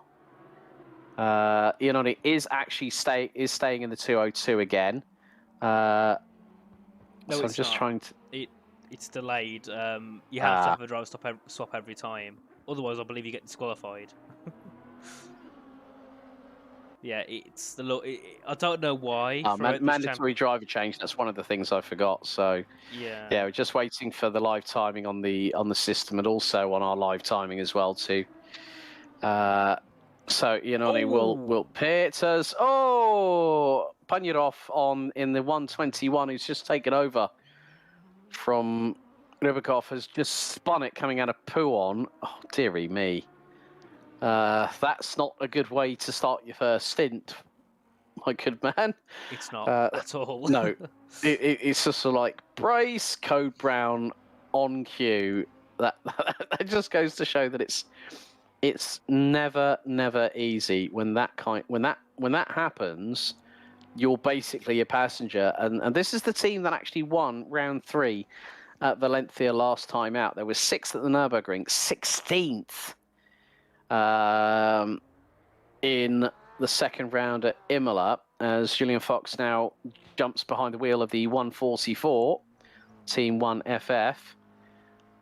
Looks like, well, Polyakov has been in that car now for 46 minutes. I think that this might be the opportunity for them to get themselves a lap. Well, try and do the undercut if they can on the 144, because Juan Woodrow has not changed. No, it's not coming for the pits. Mattia De Campo hasn't either. Will Polyakov stay out for another lap? Yes, he will. So it looks like Polyakov might be going for a slightly longer stint, as Angus Fender now takes the wheel of the number 62 Brabham Esports, powered by a Rouge Ferrari 296. Now, Angus is no slouch. He has raced competitively both in sim racing and in IRL. So I'm going to keep my eyes on Angus Fender and see how his pace translates over the next 40. When did he jump in? So, yeah, effectively 40 minutes-ish. Yeah. Well, Rafael Malho was nearly bang on 45 minutes behind the wheel. Yeah. So, yeah, probably when we get to the halfway point, we'll see how Angus's pace does translate to what happens now. Well, regarding Angus, is he a GT racer, or is he more of a single-seater race when it comes to IRL? Now, Angus, I know for a fact, he has been he's done GT4s, he's raced in Aston Martins, BMWs. He's also, I think, he's raced in British GT with Century Motorsport. He actually ran with Century Motorsport last year in British GT with Betty Chen in the M4 GT3. He's also raced at the Dubai 24 Hours in the SP3 class, placed 3rd. He has also raced with the Herd BS competition. Oh. So he'll know the likes of Niles Noyox, Arthur Camera, Gregor Schill, who are part of there. Philippa Pagida is she's one of their esports stars. She's based over in Australia and is an SRO esports Asia champion in her own right in the silver class. So Angus is a very, very known quantity. And when David Brabham gives you the call saying, do you want to join the team, you're not going to refuse that one. Of course. And you mentioned that you're driving the BMWs. Has he teamed up with Alexander Simpson in the past, I presume? Angus, I don't think he has. I mean, Alexander Sims has driven a lot more Formula E, but he's also driven for BMW in years past. But he also was in the leading, if anyone might remember, the Chevrolet Corvette that was leading at Le Mans, not this year, but the year before. And he was behind the wheel of that car that got sideswiped by one of the hypercars on the Mulsanne. I think I remember that, vaguely anyway. Oh, okay. And they were leading the GTE class as well. So big shame. Yeah, but keep your eyes, folks, on Angus Fender. Now, looking at the standings at the moment, now Brabham Esports. Now they had a 16th at the Nürburgring. They had a 9th at Imola, 8th. So I'm wondering whether they, when you look at the amount of points that you can get per race, which is quite important here with regards to scoring. It's 85 points for a victory. 8th at the moment, that is 58 points. Oh no, Keith Hemsworth has just got a drive-through penalty. Yeah. Oh dearie me. Oh no. More and more penalties coming through. I was just going to say, hopefully, if that was an SG30, I would have known straight away that was speeding in the pit lane. But that car might have just copped its 4th track cut. You get 3 track cuts allowance. And on your 4th is when the software goes, you've got an automatic drive through. So yeah, it's that's another team that's now gonna. Oh, I think he's just served it. So I'm wondering how, as the track evolves, which is, well, you said about wet weather conditions. Yeah, lighter rain due in around 30 minutes. Which car is that going to favour? Because it's a tough one, isn't it? I mean, especially with this circuit, it does sort of balance things out, but the Porsches seem to be really, really good in the wet. Yeah. I have to say, Nikolai Polyakov, Ryan Woodrow, and Mattia De Campo have all elapsed 51 minutes in their respective cars. They have not yet come in for their first pit stop. So I think they're trying to go for the big old overcut, which firstly tells me two things. They're going to have to pit a bit more often in the final 2 hours of the race. The second thing is they're going to need to put less fuel in the car. Yeah. Well, which straight away gives them the opportunity to have a car that's going to be lighter on fuel, thereby better lap times. But then they can sometimes get themselves unstuck. If someone makes a mistake like a stop-go 30 by speeding in the pit lane or too many track cuts, their race is done and dusted. Yeah, it is. I think it's a very risky situation, isn't it, for those three at the top? And, well, I think we'll see surely in the next day or two if it'll work properly. Obviously, you can see that Julian Fox is 59 seconds back, so he hasn't heavily gained on them. He's doing 28.8, which is about 1.6 seconds off of Polyakov, about a second off of Woodrow, and then about 0.2 off of De Campo. So Julian Fox not having the best pace yet, but remember he's been in the car for about 5 minutes. You need to give him some time just to get used to the car, get himself settled into the rhythm, and then start pushing after. But so far he's not putting that pressure on like we've seen from Benjamin Lang, who was doing 27.2s along with Polyakov. So yeah, interesting one. I'm not sure how long the pit stop time is around here, but at the moment the gap between Polyakov and Julian Fox is around 1 minute and 26 seconds, something around that mark. So, yeah, I don't know. Do you think it's enough, Alex, to get themselves ahead of Team One? I don't think so, because that is about a minute and a half. Polyakov's previous lap was 30 thousandths slower than the fastest lap of the race set by Benjamin Lange in the 144 Porsche. So, yeah, this is going to be crucial on how long they decide to eke out these strategies and just try and put the cars through. I mean, for those wondering about the pit stops, well, there's an amber column on the left, on the right-hand side of the race numbers of each of the teams, showing how many pit stops are still left to be taken. So, I mean, if Polyakov is going to be in this car right up until the turn of the hour, and that's 60 minutes out of the 100 that Polyakov will have driven.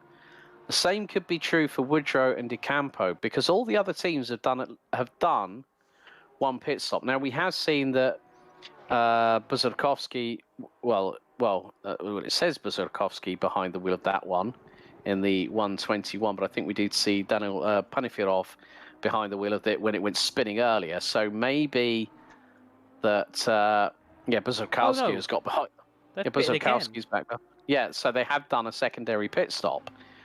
So that's interesting, because I'm just going to have a look at their. Yeah, this looks like literally 2 minutes. Oh, okay, that's interesting. So I think they did change drivers, but I don't think the timing was quick enough to update on our live timing that we have access to. But yeah, I mean, it's going to be interesting as we see. That's the number 67 of Dawson Wilson, and the Armamentario Torpedo attack car. He's taken over from Rafael Stazek, and yeah, in front of him is Cody Cosford from Team Ballast Esports. So yeah, I mean, I'm going to be interested to see how long these top three are going to go for, because it's now 55 minutes into the race. None of those top three have done a pit stop as of yet. I'm just keeping an eye on where they are out on track. Excuse me. Polyakov's coming through Pouhon as we speak, through turns 10 and 11, Wilson closing in on Cosford, going through at the fastest point of the circuit at over 140 miles an hour through Blanchimont. And there we see from the back of Cody Cosford's car. Well, Wilson is the Canadian's very, very late on the brakes going into the bus stop chicane. But again, in these wet weather conditions, that Porsche, it just bites down, gets traction, and straight away, it pulls away from the Lamborghini. As we are 4 minutes away from the top of the hour, the first hour out of 3 here for the Sim Racing Collective T500 Endurance Series, being broadcasted here on the JP Broadcasting Network. But yeah, I mean, for what we've seen so far, I'm going to be really interested to see what Polyakov, Woodrow, and De Campo, those three cars, those 3 teams, what strategy are they counting on to help with regards to going for the W? Because the air and the track temperature again have raised 23 degrees Celsius track. Air temperature has just increased to 19. So I would think here at this moment, to be honest with you, Nathan, that if the track starts to evolve, if it becomes an all-out sprint for the final, let's say, hour and a half of the race. So yeah, Woodrow now is so that's nearly 57 minutes that Ryan Woodrow has been in the car. And that's a great run there by Rocket Simsport, who were starting a little bit further down the grid. And now, after nearly 57 minutes, Ryan Woodrow will now hand over that car to Milos Stamenkovic for the next stint. But then again, when are Polyakov and De Campo going to blink? That's the question I can't answer at the moment, because frankly, folks, we don't know. We don't have any direct contact with the teams about what strategies they're going to pull, and are they going to pull a flanker? Are they going to pull a blinder? We just simply do not know. Yeah, compared to what we've seen in the past 3 rounds, we've not seen anything similar to this at all. There's been no one who's realistically went over 50 minutes at all on their stint times, apart from maybe some people at the back near the end of the race. So this is something which is completely new and, unknown so far in this championship. Obviously, we haven't had a wet start yet, so that's also why. So it is intriguing. We'll see shortly where Woodrow comes out compared to the likes of Julian Fox and Cody Cosford. As still Darren Wilson on the back, Dawson Wilson, on the back of Cody Cosford, still trying to get himself ahead. But as we say before, the Porsche under acceleration is a great little car, and I think, for me, it looks one of the best. And that livery as well on the Team Ballas car, it looks great, doesn't it? That livery, the cool like purpley blue black, like space type livery, isn't it, in a way? Yeah, it is, and great to see that. A lot of the people, quite a few people, are in the live chat at the moment. So thank you all very much for joining us here on the JP Broadcasting Network. Simon Harris says, hi, everyone. Armamentario saying hi, along with 1FF saying, they were talking about the fact that Benny pulling out the gap. Benjamin Langer, they were talking about. You love to see it. As we are 60 seconds away from the turn of the hour, Polyakov on 59 minutes pulls into the pit lane. Will Mattia De Campo be the next one to do so and get the first set of official pit stops? There is the 211 Lamborghini from Team Shazoo GT Omega. Wipers still going at full speed into the bus stop chicane.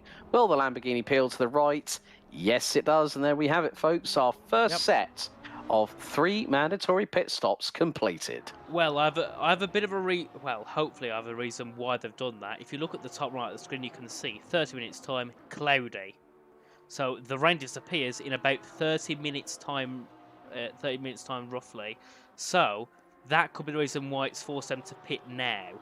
So is it the fact of what they're going to do is they're going to go for a bit of a shorter pit stop this time, then pit when it goes down onto some drier tyres, and just make it so they just drag that first stint out long? Because it's a bit of a weird one, isn't it? I still can't figure out why they would have stayed out that extra 15 minutes if at the moment you think the overcut would hurt them, considering in 30 minutes time everyone's going to have to pit surely for a drier set of tyres unless it starts to pick the rain up again.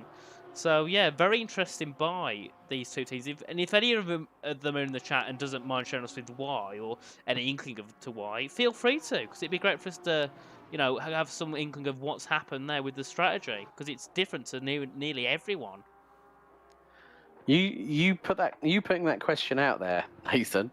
That means the teams aren't going to do it. I know teams way too well in sim racing. The first thing that they will do is not want to give you all that information. That just goes to show that these teams will be very, very covert in what they will and what they won't divulge to us commentators. Because sometimes I've had it before where some people have said, well, yeah, well, this is what we could do. This is what we might do. Yeah. You know, it's a lot of. It's a big old can of worms that you can sometimes open. But yeah, now this is interesting because the number 13, they have done the undercut on the 144, but the gap, I'm waiting for that to show up on. Oh, 8/10, yeah, 8/10. That's closing down. So we're going to have a battle for the race lead between Chalukin and Fox, and this is going to go down out of Speaker's Corner on the run down to Puot. Julian Fox was briefly looking towards the inside into turns 10 and 11, but it's going to get the run coming out of Puot. And that Porsche looks like it's cornering very, very nicely indeed. Looks very, very stable. Chalukin, let's not forget, has only been in the car for about 10 minutes.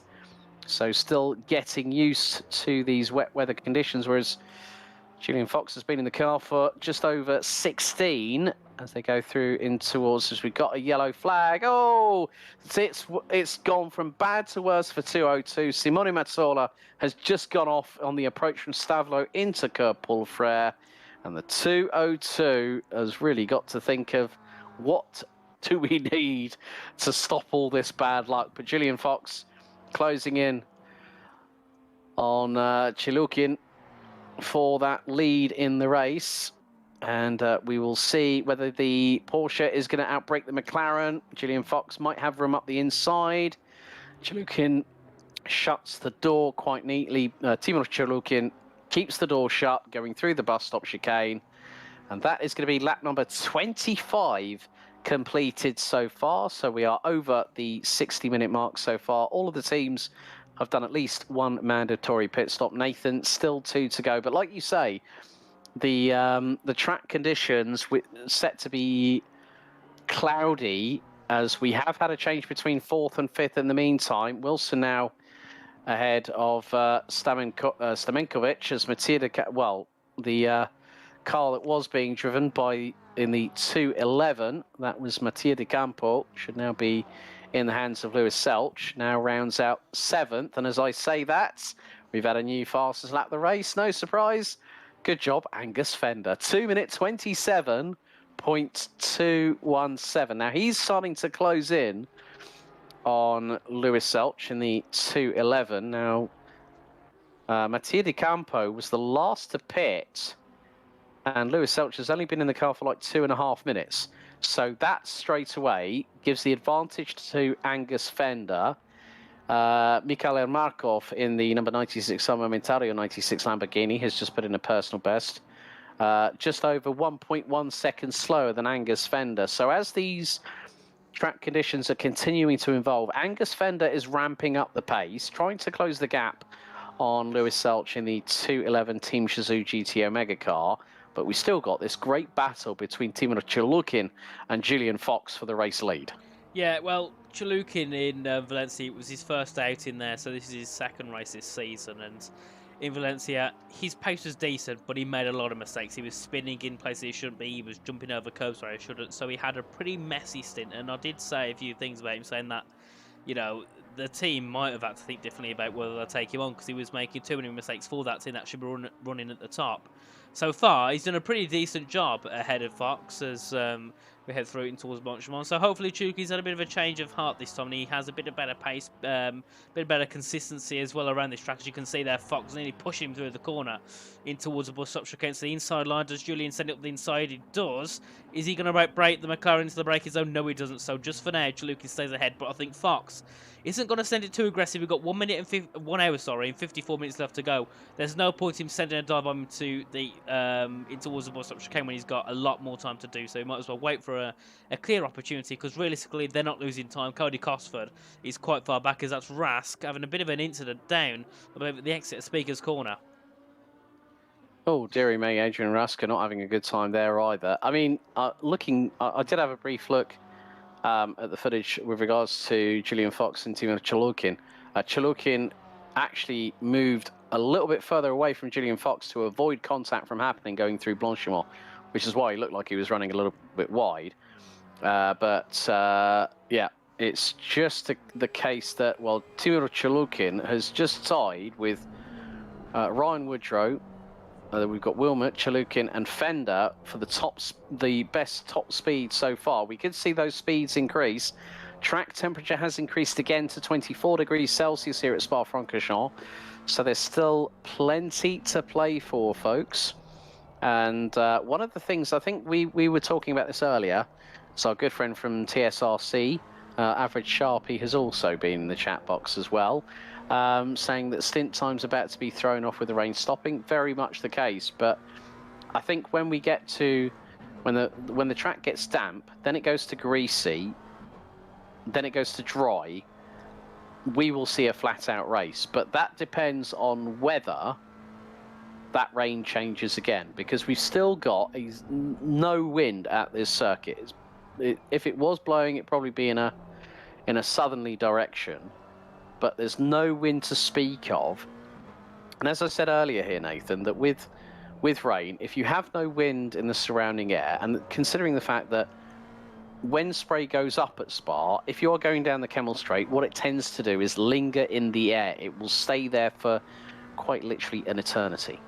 Yeah, which sometimes isn't the best, as from there we can see Fox, he's just trying to get himself through, trying to find which way he can, but he just can't get around. This McLaren, we know the McLaren's a very wide car, it's one of the biggest cars on the grid, so it's, you know, it can really make itself the width of the track. And Fox looking to make a way past, sits back this time, so he doesn't move out of the dirty air. Sticks in it. Oh, Chalukin goes deep. Oh, he just lost it he just outbraked himself there going into the bus stop chicane, and Julian Fox went, thank you very much, I'll take that. Here we go. Oh. Well, I'll say he I was have never nothing making to say mistakes. about that. Yeah, it's a big shame. Let's hope he doesn't continue. Yeah. Yeah, I mean, the thing is, Chalukin's only been in that car for like just over 7 minutes, so yeah, you have to give Timo Chalukin the benefit of the doubt. If this is his second appearance in the series, and if this is his second time running with the team in this kind of format, you know, to still hold off Julian Fox for a small amount of time, which is quite insignificant when you think about it. But the lap times are coming down. Angus Fender is now within 1.2 seconds of Lewis Selch for 7th position. And on lap number 27, he set another fastest lap of the race, 2 minutes, 26.835. Now, one of the big things is Angus Fender will know these conditions inside and out, like a duck's backside, to know when the crossover is happening. And that crossover is starting to show itself here, Nathan. And Angus Fender, I did say watch out for him. He's starting to put on the lap times. And look who's ahead. Miros Stamenkovic from Rocket Sim Sport and Rui Nunes from Simply Race Esports in the 222 and the 3. This quartet are covered by less than 4 seconds. Fender could be making himself look very, very handy in the next 15, 20 minutes or so to possibly get himself up into the top 5 on merit. Yeah, which for the Problem Esports team would be a great result. I believe he said they've been in the top 10 nearly every single time apart from the Nürburgring. So a top 5, top 6, even a top 7 or 8 would be great for them. Angus, so far, I believe it's his first race here at the TSRC Championship, Road to the Grand Final. So he is making, for me, some good first impressions. Obviously, Max, you said you commentated over him in the past I've never seen him before, so this is something nice to see. A brand new driver for me doing such a great job catching up with this field. And Brabham, considering where they've been in the past in these few races, this is looking like the strongest they've been so far here at Spa. As also that was Dawson Wilson getting very close to the back of Cody Cosford as they come down in towards the bus stop chicane. So there's battles for P3 and P4, then there's a battle for P5 down to P8, and Ermakov also catching as well to put himself into that battle. So yeah, I don't think this is far from over at all, and still the gap between Chalukin and Fox is still about 1.2, well, about 2.2 seconds at the moment, so that gap can still come down. I think the biggest gap so far between these top 10 is between Nunes and Wilson and Cosford and Chalukin, as that was also Selch getting ahead of Semenkovic, who made a mistake, and now Angus Fender trying to get himself ahead of Semenkovic as well. Yeah, now Fender pulls to the inside on the run, well, towards the outside down the start-finish straight, the main start-finish straight. He's pulled ahead of Semenkovic before they've even hit the apex of Eau Rouge, so that is one place gained by Angus Fender. Now, he's been in the car for nearly 25 minutes, has the Brit, as he's now going to be going down the hill, closing in on the Lamborghini just ahead, which might be, I think that is Lewis Selch, if I remember correctly. So this is the opportunity that Angus Fender needs, and he's really, really closing in on the 211. And Angus Fender's got the slipstream here, heading into Les Combes. He's over 260 kilometers an hour. He's going to try and look to the inside at Les Combes, thinks better of it, holds back, but that car was at least 10 kilometers an hour faster than the Lamborghini of Lewis Selch from SQP Racing Team. Angus Fender has got the bit between his teeth, and he's charging like a man possessed. He's really trying to make himself get through, and he's doing a decent job. He just got to, you know, sit back for now, keep it calm, and then obviously when another opportunity comes, which is mainly down those straights, he can just send it down on Lewis Selch, who also is doing a great job in that Team Shizou car, the Lamborghini, of course, which we know is a bit quicker sometimes in the corners, and obviously down depending on the setup. But so far, Angus Fender, no matter what setup that Zelch has got in his car, he's looking a lot quicker. And also Dawson Wilson, yet again, right on the back of Cody Costa as they come through in towards Curve de Paul Frere now, and they head down in towards Blanchemont. The gap's about a tenth, isn't it? You can see there the Lamborghini just trying to pull itself through up the inside, possibly in towards Blanchemont. This could get very messy. Oh, and Wilson's up the inside. Has he got the run through into Blanchimont? He has. There's a little bit of a paint swap between the pair, crisscross between the pair, and Wilson has got the inside line for the bus stop chicane. That's going to be the change now for what is third on the road, but Cosford puts it towards the outside into the bus stop. Is he going to get the undercut through into the second half of the bus stop chicane? The answer is a definitive no, and that is a great bit of battling there with Dawson Wilson and Cody Cosford battling over P3. Cosford looks to the outside on the run down towards La Source. Is the Porsche going to go high, wide and handsome around the outside of the Lamborghini? No, not on this particular occasion. Nearly a little bit of a touch between the pair. Oh my goodness me. Cosford force wide coming out of La Source on the exit of it. And Wilson stays ahead for P3 on the run down to Eau Rouge. Yeah, this is getting very intense, isn't it? This battling, as that's also Zelch and Fender fighting down in towards turn one. Fender now ahead of the Lamborghini, trying to get himself down to the back of Nunes, who's about 4 seconds up the road. So this battling between these two has cost them a bit of time. And now obviously also Nunes has got the fastest lap of 26.8. Now he's at signs of the rain calming down, because it is, as on our screen you can see at the top there, it says it's only light rain. You can see only one layer of rain on the screen, on the symbol, meaning, well, the rain's calming down, and in 30 minutes time we expect there to be no rain. So then it messes up the stints, doesn't it? People have to pit earlier than they should have, I believe, to get themselves onto a set of dries. Otherwise, the tyres will just go bang. Yeah, especially if you've got wet tyres on a drying track, and if the track is bone dry, what happens that the Chemistry 101 dictates that wet tyres will expand, overheat, and then go pop. And that can happen. You go over one curve the wrong way on wet tyres on a dry track. That could mean that you've got an impromptu trip to the pit lane, as Dawson Wilson doing a fantastic job. I mean, Rui Nunez's fastest lap as Adamakov has got a drive through. That'll be more than likely for track limits. We've had another racing incident. Now this was between cars 54 and 67. That was the little tangle, I think, at turn 1. No further action declared as a racing incident by race control. They did look into that one. They were giving each other room, which I have to say was a fair exchange. So Adamakov in the number 96 car will be going through the pit lane, and that will be for track limits cuts exceeded. So that's the second team that has been affected by that, if memory serves me correctly, all the way through this race. We're just under 15 minutes away from the halfway point of this race, as Rui Nunez in the number 3 Simply Race Esports car, as you said, well, he's now 3.8 seconds ahead of Angus Fender. And Angus Fender was not that far behind him in terms of pure lap pace, as Angus Fender, again, out of the fastest lap. It seems like the Ferraris are now trading the fastest laps. The gap has come down to like 3.5 seconds. Angus Fender, 2 minute 26.775. The increase, the increase in terms of the fastest laps are minimal at the moment. They're less than half a tenth over the last 3 or 4 times, I think, that we've seen the fastest lap being exchanged at the moment, Nathan. Yeah, and I think I was looking through at the stint times. I think there's one team. Oh, who's that there? Is that Matsola? Yes, it is, off track. Oh, nearly catching Cody Cosford as they went through towards the Malmedy. But yeah, I think one driver this could help in one team is possibly the 1-2-1. Remember, they've only got 1 pit stop left to make, so if they can stretch this stint out for maybe another 40 minutes, they could then do an hour's stint possibly with the other driver. If you, who was it again now? Is it Inoni in that car? Well, if that's the 121, Borosikovsky. Ah, yeah. That'll be a different driver, to be honest with you. So from that perspective, I think it's a case of from that one, the 121. If I can find the list, there we go.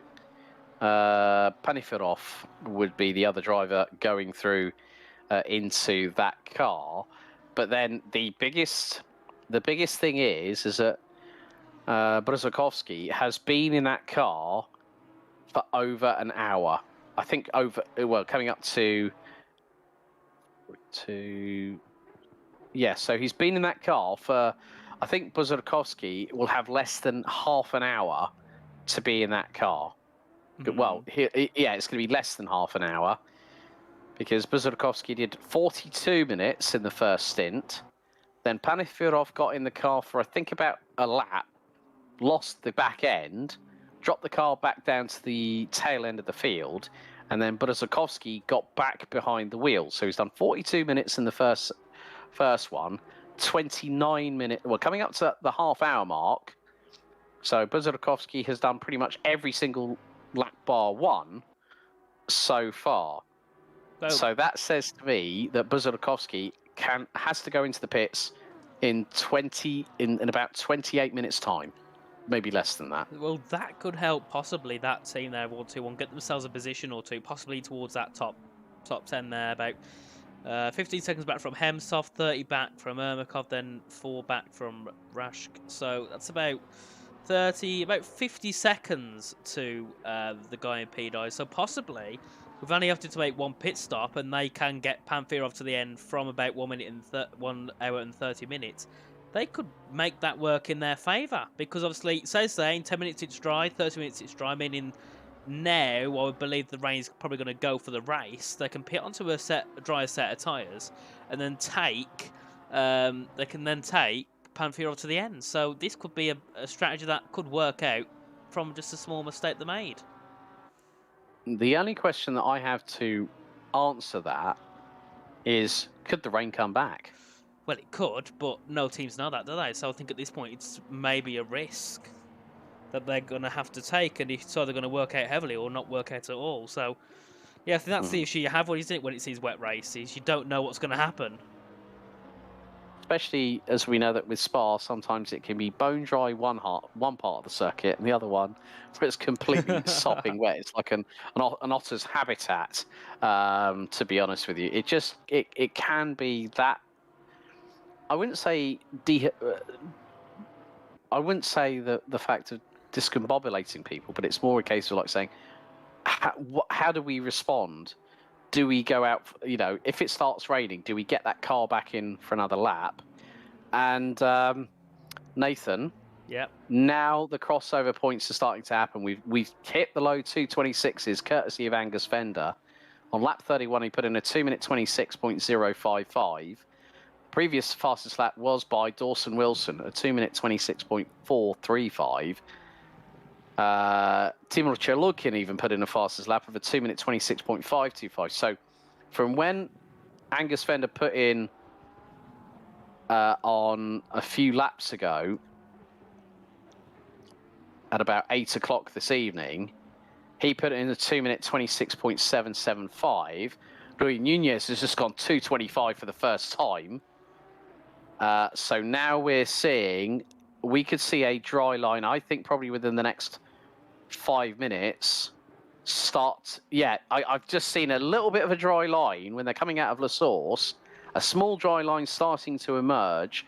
The rain's still slightly falling, but once that dry line really starts showing its head, what we're going to also have is that modicum of drivers having to really keep an eye on what happens with the dry line. If the dry line evolves, what you're also going to have is you're going to have a wet surface on both sides of that dry line until the track really starts drying up. Now we've gone from wet to damp. Now the lap times are really going to start coming down because the track temperature's gone up by 2 degrees in total over the last hour and 21 minutes to 25 degrees Celsius. We're at 23 or 22, well, make that 3 degrees. We started at 22 degrees Celsius when we started the race. So I think that with the pace that the Ferraris are showing, Milos Stamenkovic for Rocket Sim Sport has just done a 27.6. Adrian Raske, 27.8. Mikhail Ermakov in the number 96 car has just done a 26.8.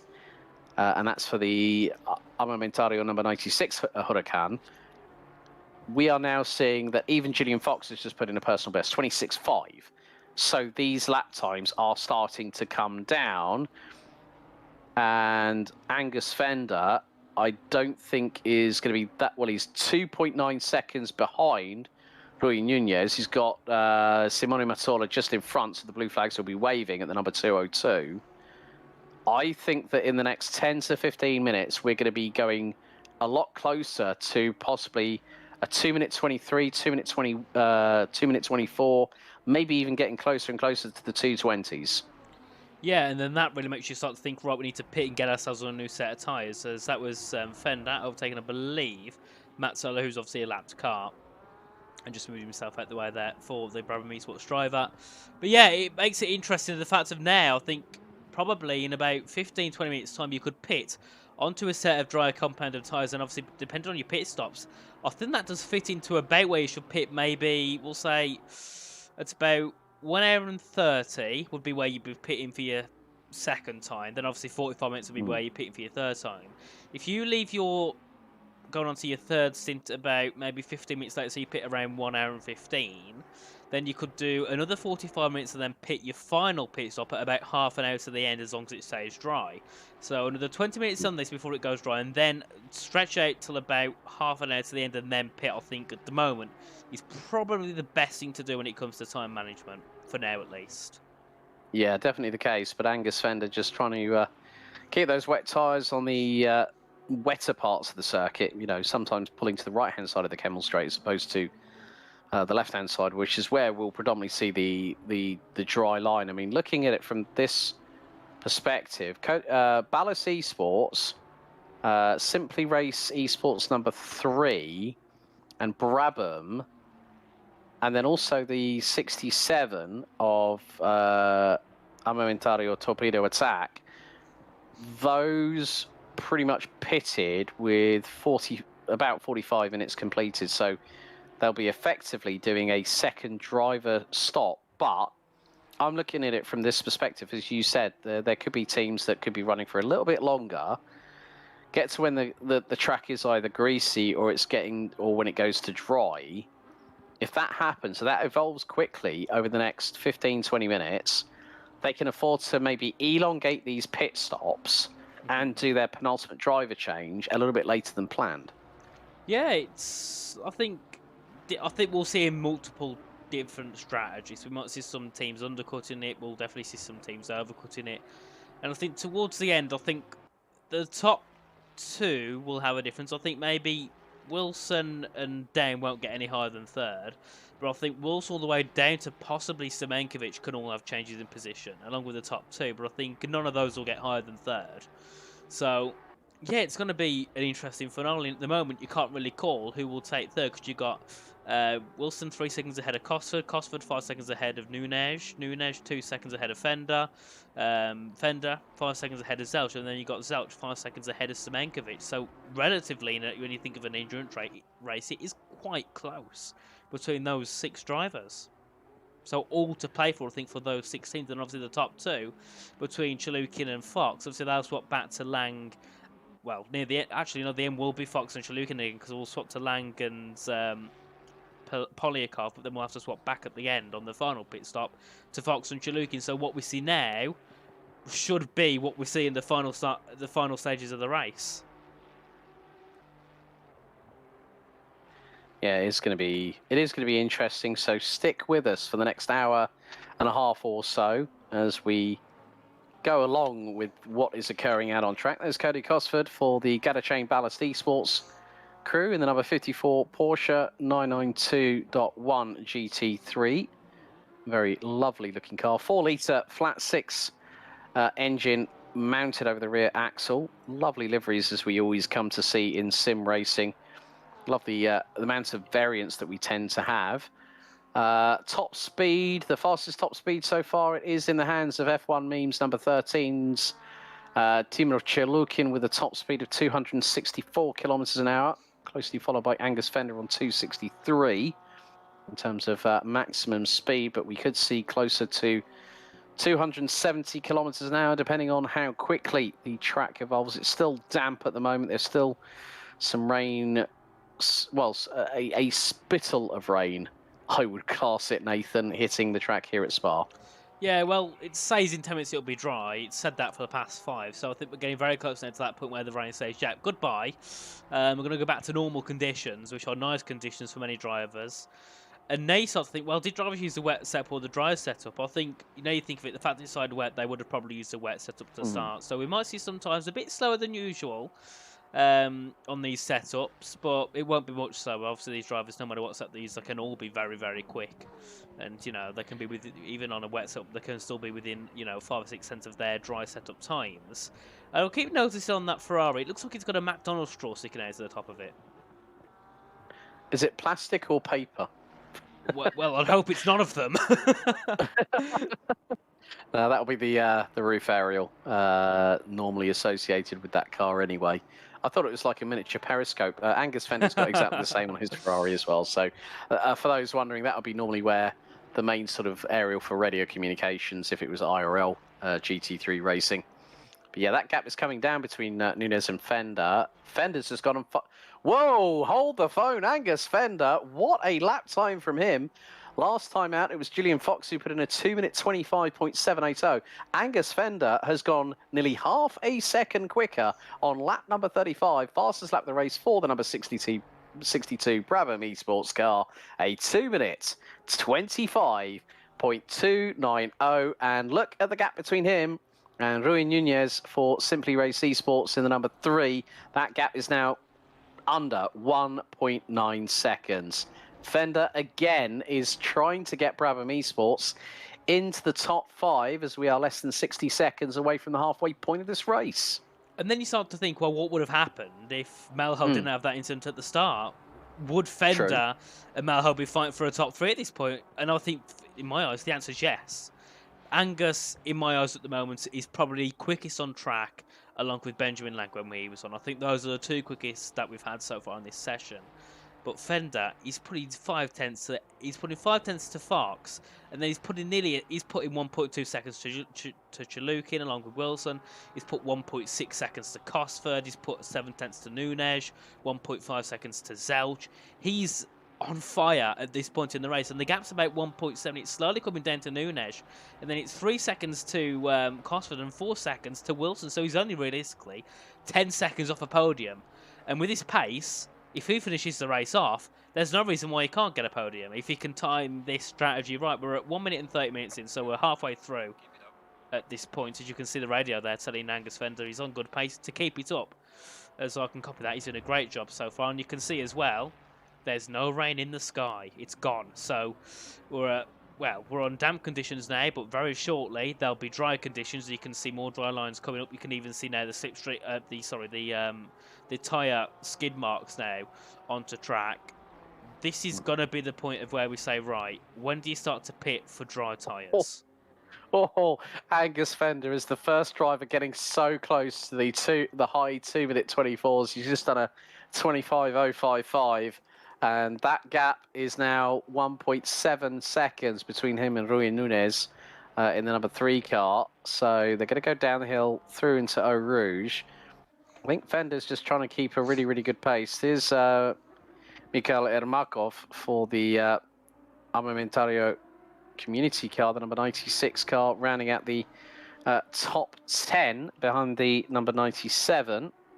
And that is the Ultimate Racing Team car piloted by Adrian Raska.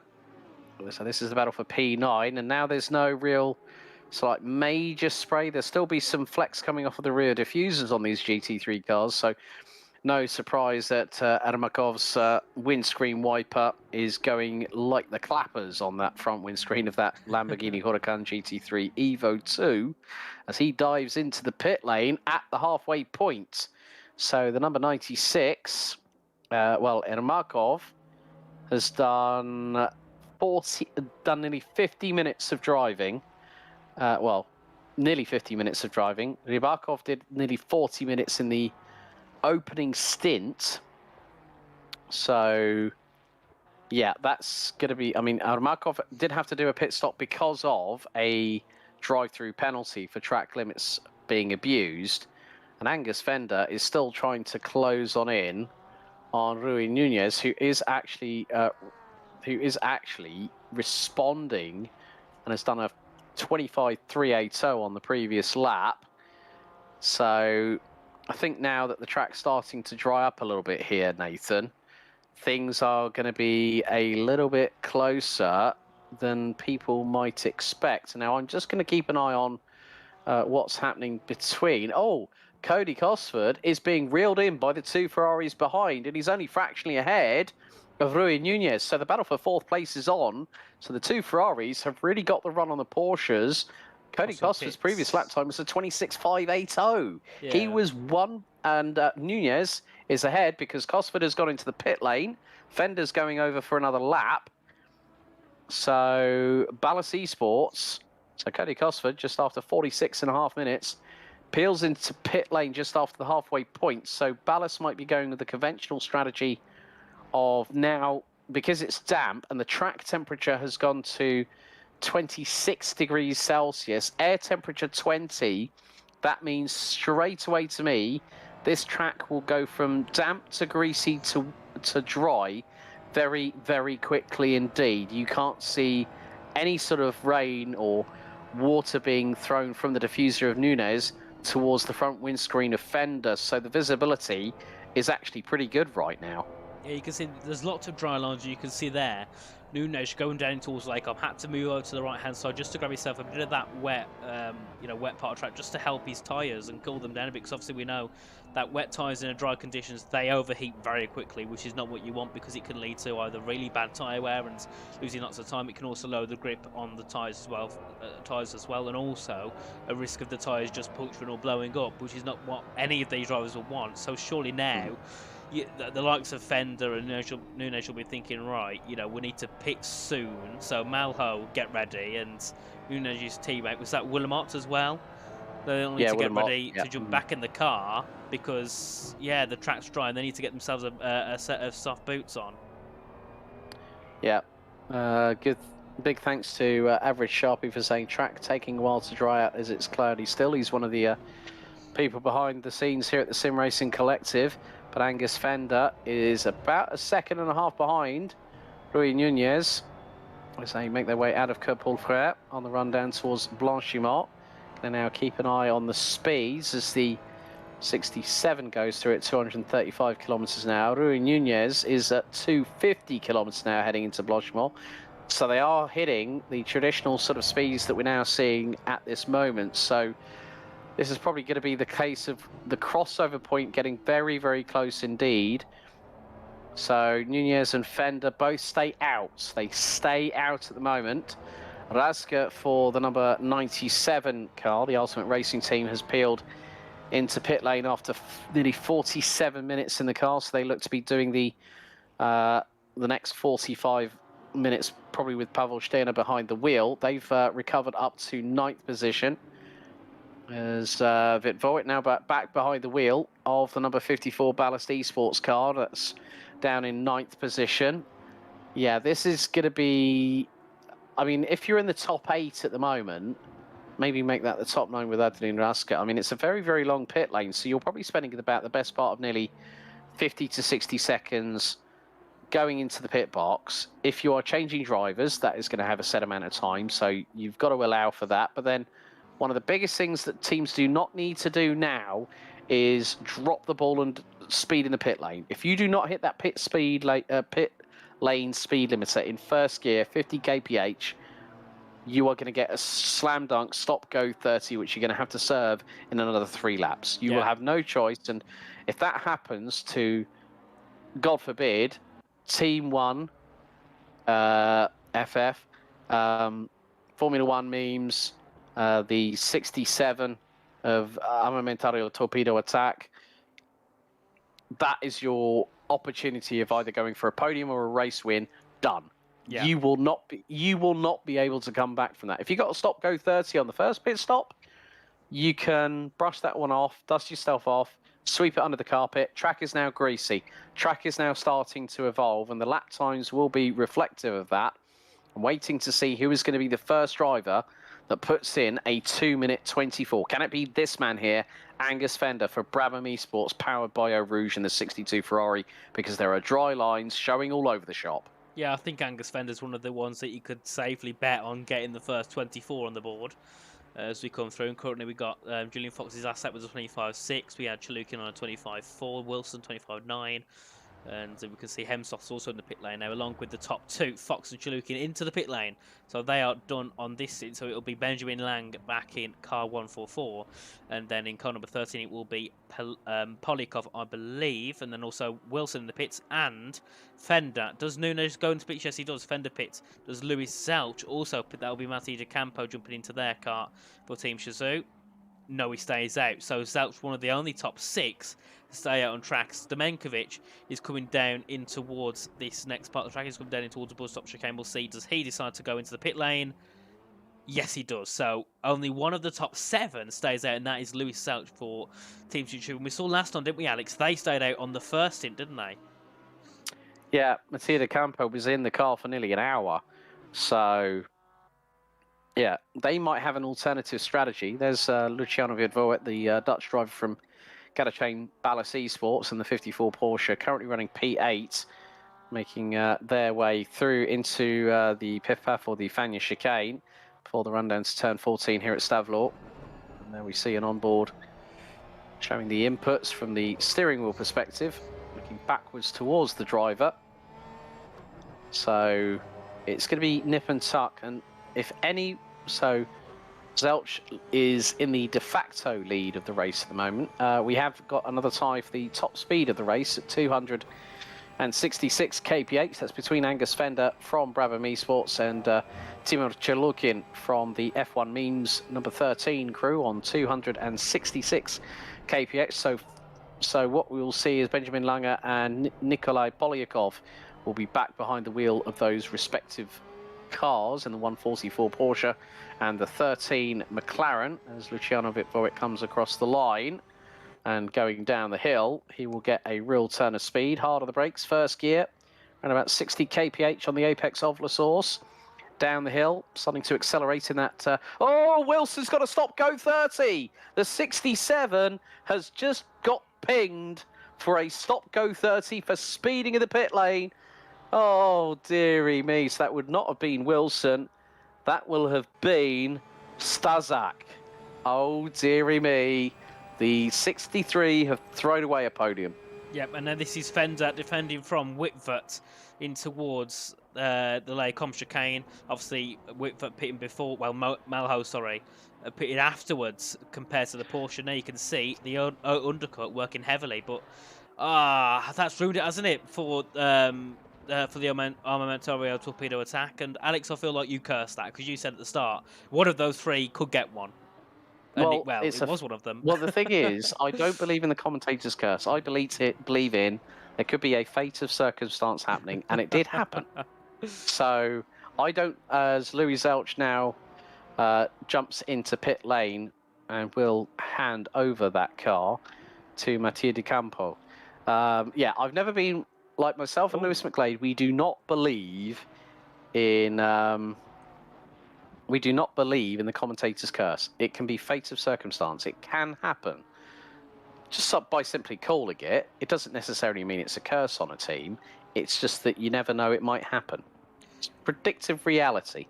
See, I just feel that is another way of trying to get your way out of it if you end up cursing someone. Because I believe in the commentator's curse, and mainly on F1, I've committed it many times. I remember once there was one driver who's winning a race, and I was saying, it comes to the end, he's done a great job, blah, blah, blah, blah, he's going to win it.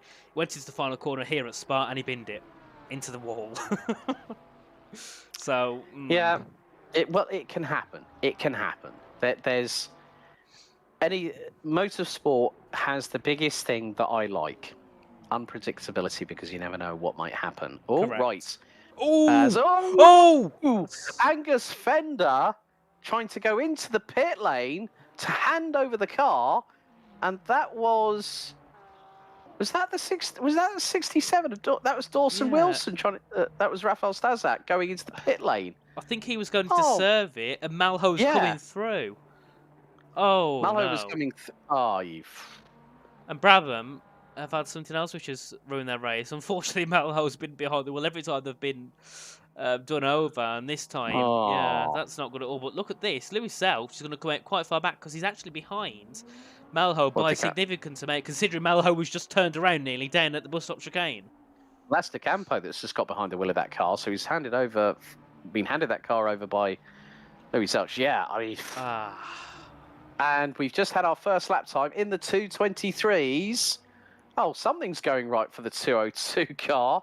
SPQ Racing Team's Giovanni Iannone has just put in a 23.827. But yeah, I think, well, looking at that incident again with Stazak and Malho, is that, yeah, it was the fact that Stazak was waiting and had outbraked himself, I think, going into the bus stop chicane, so nearly missed serving that pit stop penalty. And yeah, just cut across. It was the worst rejoin I've seen in a very, very long time. And okay, I'm not one to throw people under the bus, but I think Stazak should have just had a little bit more of just, if there was communication, if the message didn't say, like, keep your eyes out. Malho's not behind, is right behind you. As Polyakov's sideways, coming through out of the bus stop chicane. This track is still greasy. Let's not forget. Benjamin Langer. Oh, now here come the times. 2:21.4 by Benjamin Langer. 2:21.7 for Nikolai Polyakov. So the lap times are really, really starting to evolve. But yeah, I think. I'm wondering whether Stazak is going to be investigated for that one, because that was not right, I think, in many respects. I don't want to throw drivers under the bus, but I think if Stazak had just been a little bit more patient, waited, and then been told, yeah, someone's going to come through, or 62's coming along to you, watch out, might have just been a bit more prudent, I think. But that's my honest opinion, how I've looked at the situation. So, looking through, there's just a couple of drivers I want to talk about. So, first of all, Polyakov and Lang. Oh, that's Whitver has gone round. Oh, wait, no, what's happened? He's in the pits. Oh, wait, oh, no. That was an odd one. Oh, so what's happened there? No, he's back out on circuit. Sometimes it can. Oh, okay. ignoring that, so Polyakov and Lang are separated by a second, but Berzakovsky is now pitted. But remember, we said that because he's only had to do one stop because he pitted for Pamphirov for about 2 minutes earlier on. Now they're going to come through, they're going to pit. They don't have to pit again. Everyone else does. So at the moment, Berzakovsky got himself possibly a P8 in the bag. And also, remember we talked about Steiner being, well, about 10 seconds off P12? Well, now he's in the top 10 because they've had no collisions. They've just worked themselves through and just been consistent. So consistency is key as never consider track is green. And oh no, look what happens in 30 minutes time. What did I say? I said the rain could come back. Well, you was right. The thing is, I've commentated in real life in Belgium so far. I can be pretty much very, very good on my estimation. But what was the word? I actually asked it in the form of a question. I said, what if the rain comes back? Well, in 30 minutes, folks, with about 45 minutes to go, or just under 45 minutes to go, this track will go from dry to absolutely sopping wet. Now, I've just noticed that Brutakovsky has done, right? Yep. Has done 1 hour, has done 1 hour and 38 minutes. That's 98 minutes total in that car. Ooh. So now, Panifirov has got to bring that car to the flag. And now look at this. But the problem is that's Polyakov, who's just gone round the... Has he just gone round the outside? He has, of Benjamin Langer. What a move. So, well, the thing is Polyakov did 272 kilometres an hour down the back straightaway, and straight away Benjamin Langer is saying, right, I am not having any of that, mate. We're now in the twisty stuff. This is where the Porker's going to do you over. But Polyakov had the straight line speed. Now, looking at the fastest speed of the Porsche, it has a deficit of 8 kilometres an hour. That's 5 miles an hour, folks, in comparison with the McLaren on what was, we're on lap 42 at the moment. That's when Polyakov did his outright fastest speed of the race, 271 kilometres an hour. Then rounding out the top 4, you've got 3 Ferraris in there. So the McLarens and the Ferraris, plus a couple of the Lamborghinis, are pretty much equal on top speed. So the Porsche in the wet weather conditions, that seems to be a little bit of an equaliser for the 992 GT3. But when it comes to drier conditions, that's when you see cars like the McLaren, like the Lamborghini, like the Ferrari, that will have the advantage of top speeds, as Polyakov on lap 42 set a 2-minute 19.367 and has just literally thrown it round the outside of the car that they are trying to get past at the moment. That looks to be Konrad Kula in the 21, who's now a lap down, a 2-minute 19.1 on that lap. Another further 0.2 of a second improvement by Nikolai Polyakov. Oh, this is getting exciting. And folks, we've still got the rain to come back here at Spa in about less than half an hour. Well, this is going to be looking to probably be the best race of the season so far. I said before the race, this is my favourite track on the calendar. And at the moment, it's looking to become the best race because, yes, there isn't as much on track battling as we had in Imola and the Nürburgring. But so far, it's become more of a strategic battle, which for me sometimes can be more interesting. It can be a lot more interesting. So, yeah, it's going to be an interesting finale. You can see the top 2 are 30 seconds ahead of Willemot in 3rd. Whitford's sitting in 4th. He's 8/10 back from Willemot, so he's still looking to get himself on the podium.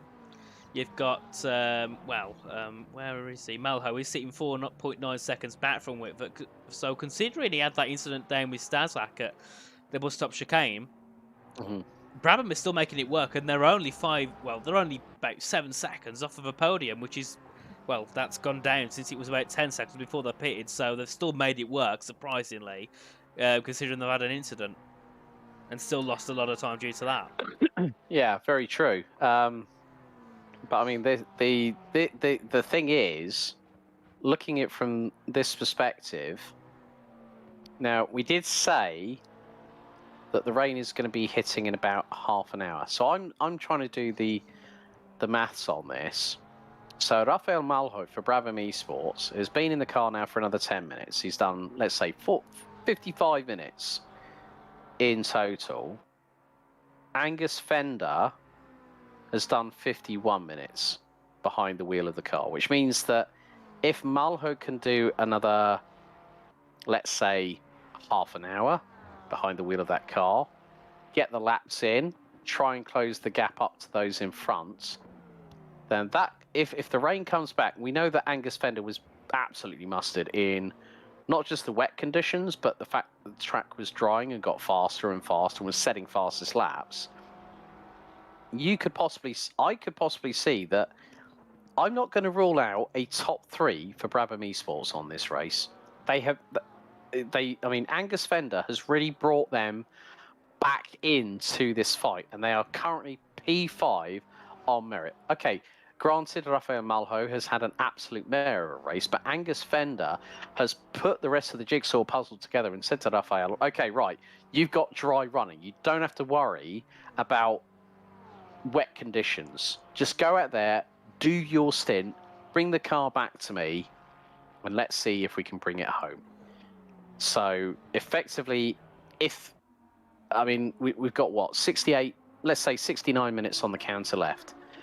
Malho has now been in the car for 55 minutes. If he does another half an hour, that is going to put it into 40 minutes remaining, which means that Angus Fender, if he does less than 49 minutes of, let's say, give or take, 49 minutes to bring that car home, they will have done a pretty good strategy on that point, because Angus Fender, let's not forget, went a little bit further than some of the other teams.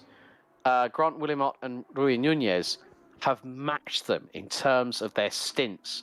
Wilmot was in the car for nearly 45 minutes. Rui Nunez was in for about the same amount of time as Angus Fender. So could this be...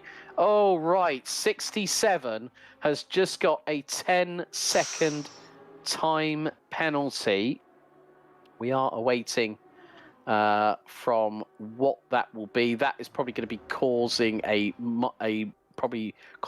minor collision. So that will be for the incident with Brabham Esports, I think.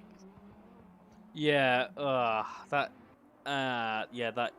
it's deserved from what we've seen, but still not ideal, because the team's going to set another 10-second time penalty, so they'll drop back to the 10 seconds, meaning they're under more pressure from Kula and Steiner. So at the moment, 67 are looking not comfortable for a top 10, which is something which they should be throughout this whole season. So yeah, it is going from bad to worse for them, I think, so far in this race. They had a decent start, and they've just started to tumble down and get penalties for silly mistakes that they shouldn't be making at this level of racing. Yeah, I mean, one of the other things I have to say here, Nathan, is that effectively with, because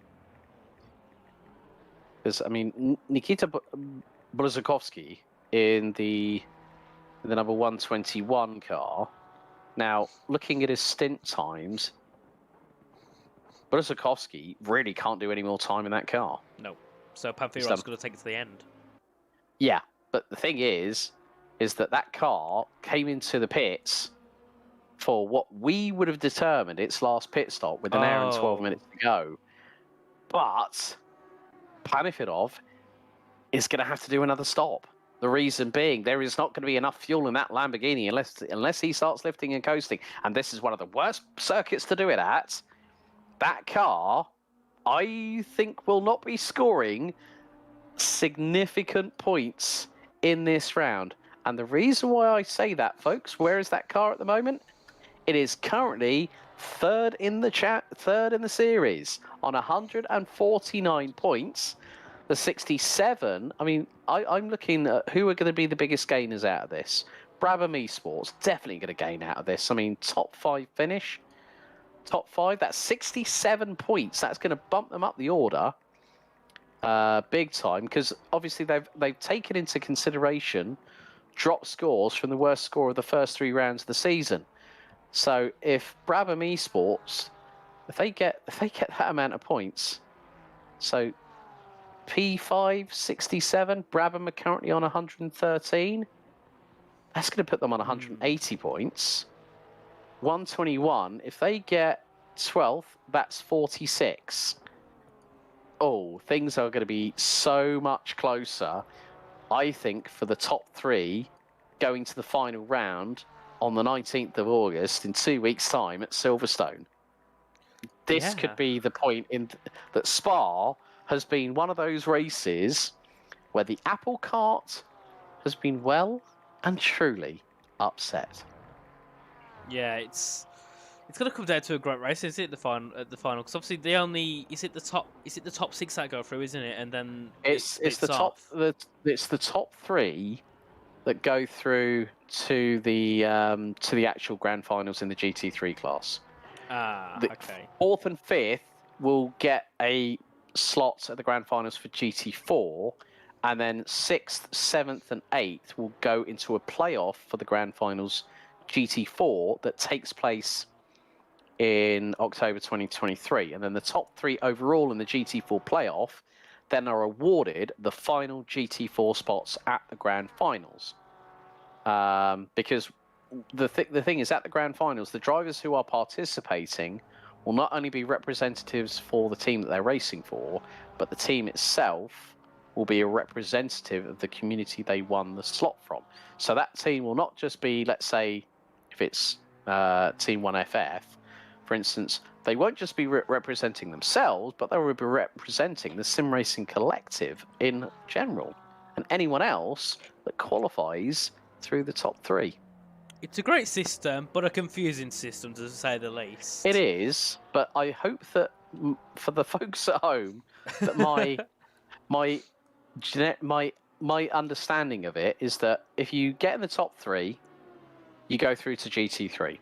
If you're 4th or 5th, you qualify for GT4, which is more of the production-based sports car racing. But then if you're 6th, 7th, or 8th, you go into a playoff.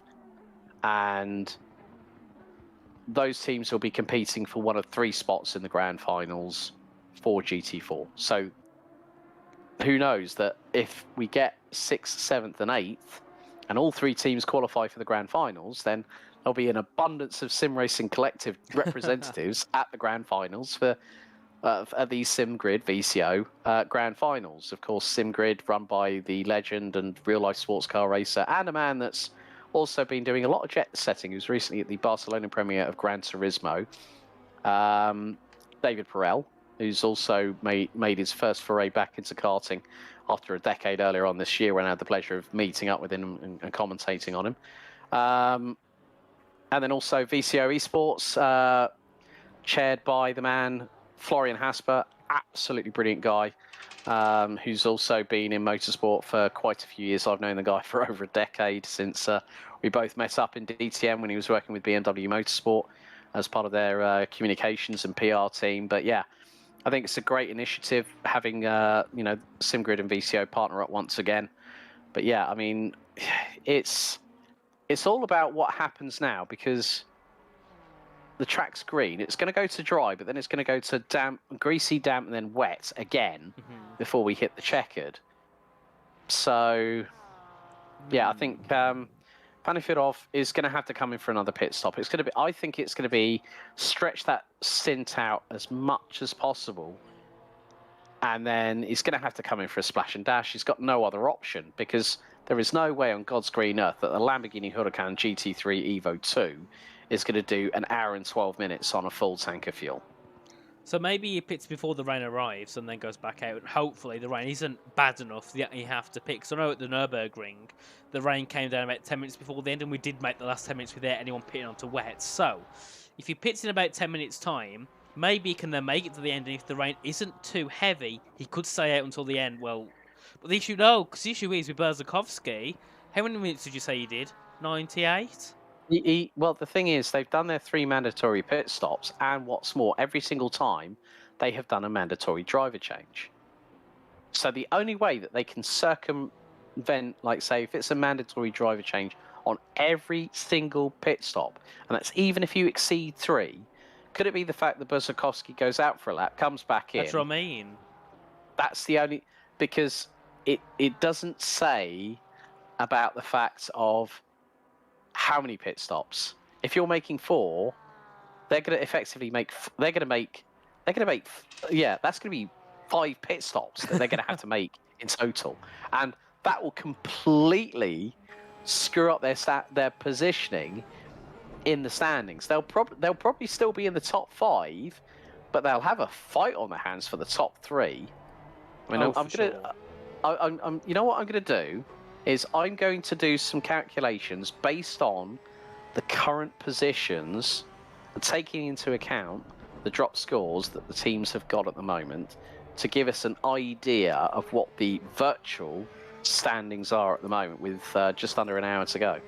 Yeah, well, we're on board with Whitver currently, the interior view of this car. I love these different camera views on this game. There's so many different ones, and it looks nice to be able to see the inputs that the drivers are putting through. As you can see all the dashboard as well, and the lap time on board with the Porsche as he comes down this straight now, heading in towards the Lake chicane. Gap between him and Willem up for P3 is about 1.4 seconds. They've still got to commit another pit stop at least. We've still got the possibilities of rain coming back as well in the near future. So these could all change. We could see Whitver ahead of Willem up. We could see Willem up stretch ahead of Whitver. And we could also see Angus Fender and Malho for Brabham Esports pop themselves up as well into that fight for the P3 and P4 de Campo. He's sitting about 8 seconds back from Malho at the moment, so they're a little bit out of touch of this battle for the podium. And then obviously Woodrow's 14 seconds back, and then Rybakov 55 seconds back. So they're all out of touch at the moment for this podium position, unless something drastically changes in the next race in terms of someone getting a drive-through penalty, or possibly a stop-go 30 penalty. And then the battle for the lead, well, it's died down. Polyakov's 3.3 seconds ahead of Lang. That gap about 10 laps ago, well, no, about 10 laps ago was Lang ahead of us about a second of Polyakov. Now, this is looking possibly for a lead of the championship for the F1 Memes team, who we know won in round 1 due to T1 having a penalty for colliding with a lapped vehicle in the last 10 laps of the race. They got a 10-second, they dropped a second back to the F1 Memes team. So it would be, a drive-through for Whitver. Oh, Ballas Esports have dropped the ball. Oh, no. And as I was saying, they was fighting for P3. They're now fighting possibly for P6 or 7, because that is going to cost them about, 40 seconds of time? No, that drive-through, that is going to be more than a minute. Oh. That is more than a minute. And Luciano Vivo, it's straight to the pit lane. Get that out of the way. So... Oh, that is rude. And look at that. It's heavy rain in 30 minutes as well now. Oh, dearie me. So this could be... maybe... Do the drivers stay out and then pit for when the rain arrives onto a set of wet tyres? Yeah, because this is not This is not one of their mandatory stops. No. This is a penalty-driven... So this will be for track cuts. 100%. Yeah. I'm still working on these scores. I'm writing down as feverishly as I can. But yeah, that is how, ladies and gentlemen, unfortunately, when it doesn't go quite your way, that's what happens. I've got no words on that one at the minute, to be fair with you. It's a big shame, isn't it? It is. And you know what? They're just going to have to go, They all know. I mean, Luciano Vitvoet has been a stalwart of Ballas Esports for many a time. I've commentated on him on the ADAC Sim Racing Expo Community Trophy season finale in December of last year at Nuremberg. Very, very credible driver, and he is staying behind the wheel of that car.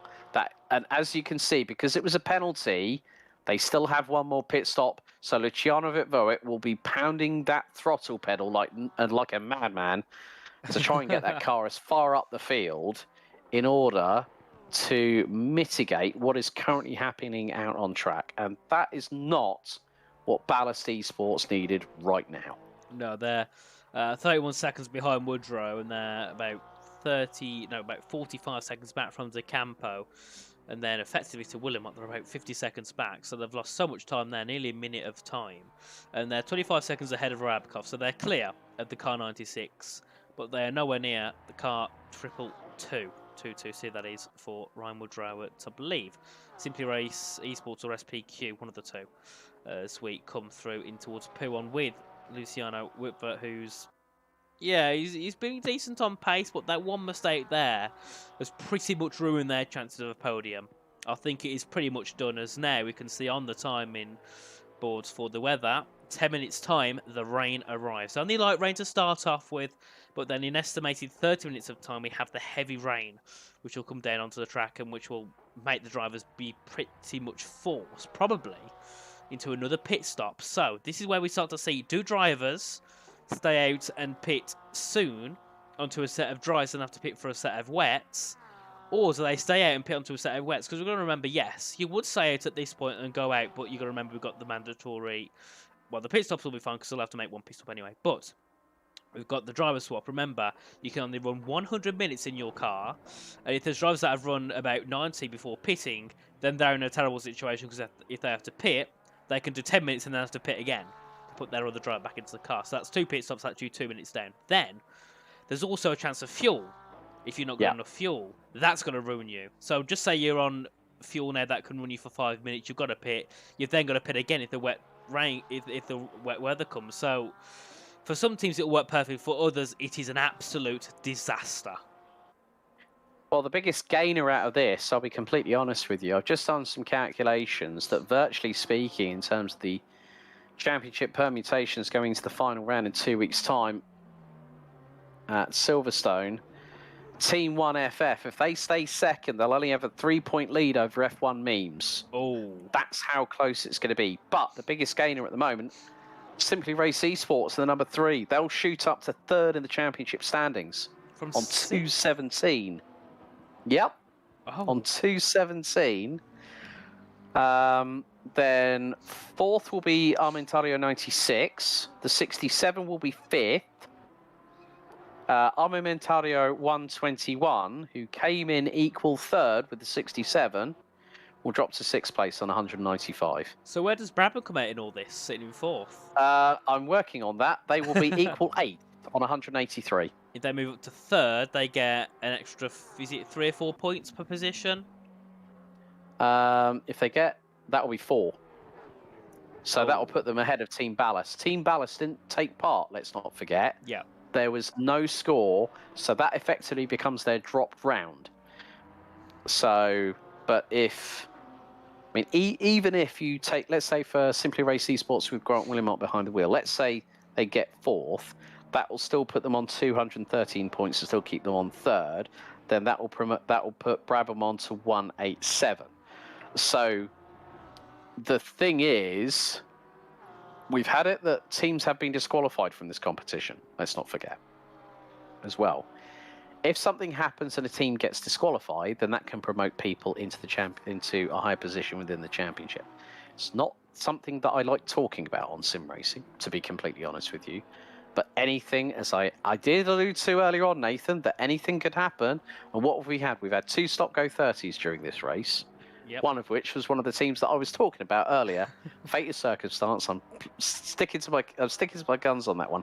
But when you think about it, the biggest gainers in terms of points would be Simply Race Esports and Brabham. Yeah, which is great. Which is great, and it means that it all will come down to the wire. I mean, the thing is that Simply Race Esports and the number 3, their gap between the nearest competitor would be the Armamentario number 96 car on 206. So it could be, but then you look at between Simply Race Esports, Brabham and Team Ballas, which would be the top and the lower tier teams in terms of positioning. Yeah. There is a 37-point spread. Now, it also comes down to the drop scores on that final round as well. So anything can happen, guaranteed. I don't know how the final round in 2 weeks' time at Silverstone is going to pan out, but I'll be interested to see what happens, because you can also counter the fact that Team 1, F1 Memes, who's not to say they have a shocker at the final round? We've already seen that with the teams earlier on in this endurance series. You know, you take, for instance, Team 1FF have not placed outside of the top 6. They're on for their second place of this season. F1 Memes Racing Team, a win brings them straight back into it, and Team 1FF will say, right, we've got to put everything on the table for Silverstone. But then you're going to McLaren's home turf, and the McLaren's going to have an even bigger turn of speed at Silverstone. That's fast, that's flowing, it's unforgiving, and you are going to be on even more full throttle than you are at Spa. So yeah, there's still, I think, still a series that is up for grabs for any team in the top 8. Anything's possible. You just don't know. And when you have a short championship of 5 rounds, it makes it even better because there's a lot to play for in a lot less time. Yeah. So there's more risk having to be thrown into it. There's 20 teams as well, which is a lot. Obviously, some of them are completely out of it by now, who have just either not turned up to the past couple of races, or who have had DNF due to issues or something. But most of the teams in that top 8 have got a chance to fight for the top position. Speaking of the fact that teams like Team 1 have massive mistakes and end up at the bottom of the field, so it creates that suspense and anticipation going into Silverstone, which is another great track, and another track nearly every driver who does sim racing should know a lot about that track, surely. Every sim racer should know about Silverstone, which means more experience in the bag, there's more risks being taken because people know they can push the car to more limits than on other tracks. Also, big thank you to Average Sharpie again in the chat, saying that 121 can pit for splash and dash as they wish because they've already fulfilled the criteria of their 3 mandatory pit stops. That's good to know. That's good to know. So there's going to be no penalty coming the way of so Panifirov has got, what, 48 minutes? He's been in the car for 25. I would say stay in that car for possibly, well, as close as you can towards when the rain is going to come, and then brim the tank. So if that rain's coming in about 10-15 minutes time, Panifirov will have been behind the wheel for a total of around 43 minutes. Yeah. And the majority of which is in this first stint that Panifirov is doing. So could that help them up the order? Might very well do. Could it maybe keep them in 3rd position? Very much I doubt it, because with Simply Race Esports in the number 3 car, with Grant Willimott being behind the wheel, I doubt that they will get anywhere near a podium, but I think if they can get a top 10 finish, they'll go, phew, we've got a little bit of damage limitation, but then when you look at the standings, they'll then take another look and go, well, at least we didn't have a 16th place finish like we had at Imola at round 2. Yeah, that was, well, that was a round indeed for them. It was nothing for them to be proud of, and today it's going like that at the moment, but obviously with 47 minutes to go and rain on the way in about 10 minutes and heavy rain on the way within 30 minutes, they could be putting themselves in a pretty good position, and I think at the moment they're kind of the best position, I think, to get themselves possibly a podium are Brabham Esports. Remember, Malho has been significantly off the pace compared to Angus Fender, but still, Malho's easily onto the back of Willimott. So if Angus can put in the pace he was putting in last time, taking fastest laps by 4 or 5 tenths, which I doubt is possible, but still there, maybe they could be looking for a P3, and a well-deserved P3. As you can see throughout the season, they've constantly been moving up positions. Yeah, and also I've noticed something that's tickled my excitement right now, because the track is no longer greasy or damp. It is now fast. So watch out, folks, because for the next few minutes before the rain decides to make its presence quite clearly known here at Spa-Francorchamps, we are going to get some pretty quick laps. But we are running in some of the drivers, Polyakov, Benjamin Langer, running in the mid 2-minute 18s. Malho's last lap was a 2-minute 19.1. He's making his way through the bus stop chicane, so I would probably hope that we might maybe get a car into the 216s, probably before the rain comes down. So yeah, we'll see. It was a 2-minute 19.0. So one thing I have to say, I have to give credit to Rafael Malho, where it's due, that he's kept the lap times quite consistent. He actually took a 10th and a half out of Grant Willimott on that last that last time around on lap 54. Well, that's very nice, isn't it, for him? It's a good thing to see they can keep applying that pressure onto the back of the SimGrid Esports. As now we're on board with Nikolai Polyakov on the back of, I believe, that might be Stazak up the inside at the Piff Paff chicane. Obviously, it's a lapped car, so she'll just let him through, which she does so. And that gap between the top two, and the rain's arrived. The rain is here. It's just popped up on the screen as we went into that chicane, and now you start to think, right, when does the track get damp? Because you said, Alex, that was C216 as well. I think you called that a bit late. Well, to be honest with you, chance favours the prepared mind. Well, my mind wasn't prepared. My mind was just hopeful at that point, Nathan.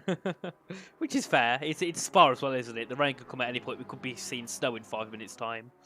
That's just the nature of Belgium, is it, in the Ardennes forest? The weather is always unpredictable. Well, yeah, I mean, the thing is that the funny thing was, I'm going to tell a very... Pits. Oh, Polyakov pits straight away. I think it's got to the point where that rain, as Benjamin Langer, is going to stay... Oh, he's going brave as Benjamin Langer, staying out for another lap. Now, considering the fact that Nikolai Polyakov...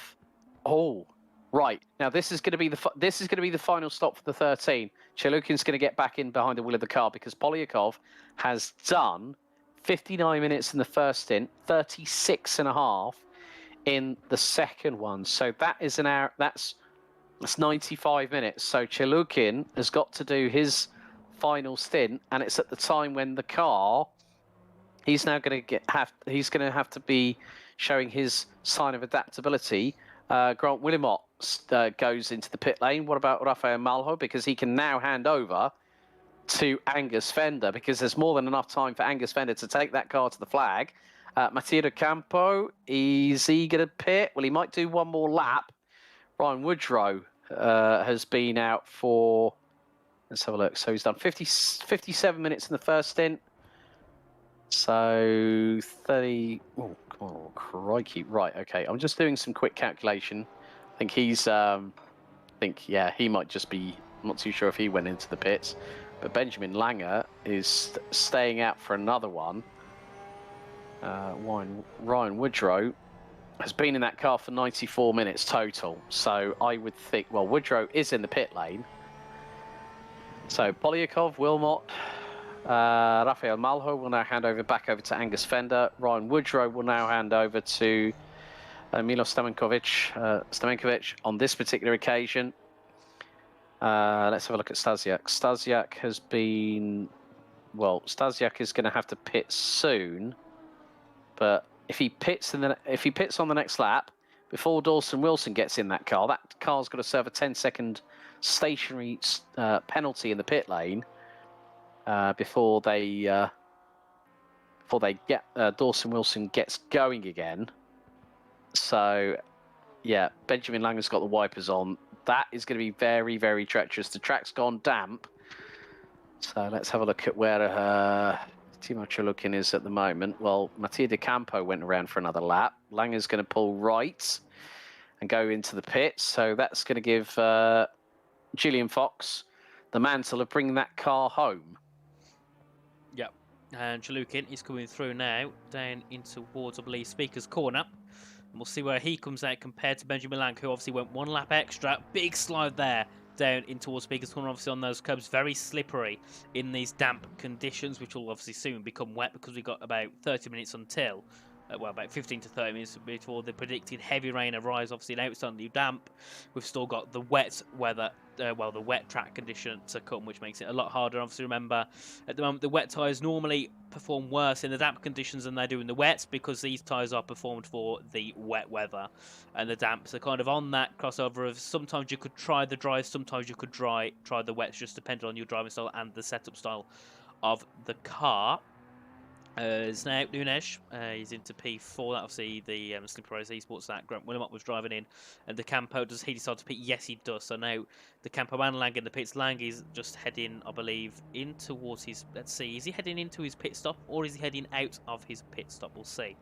As he comes driving down, no, he's going into right. it. So now this should be easy for Chalukin, maybe. Well, I mean, the thing is that the rain's going to have... Oh, he's got deep.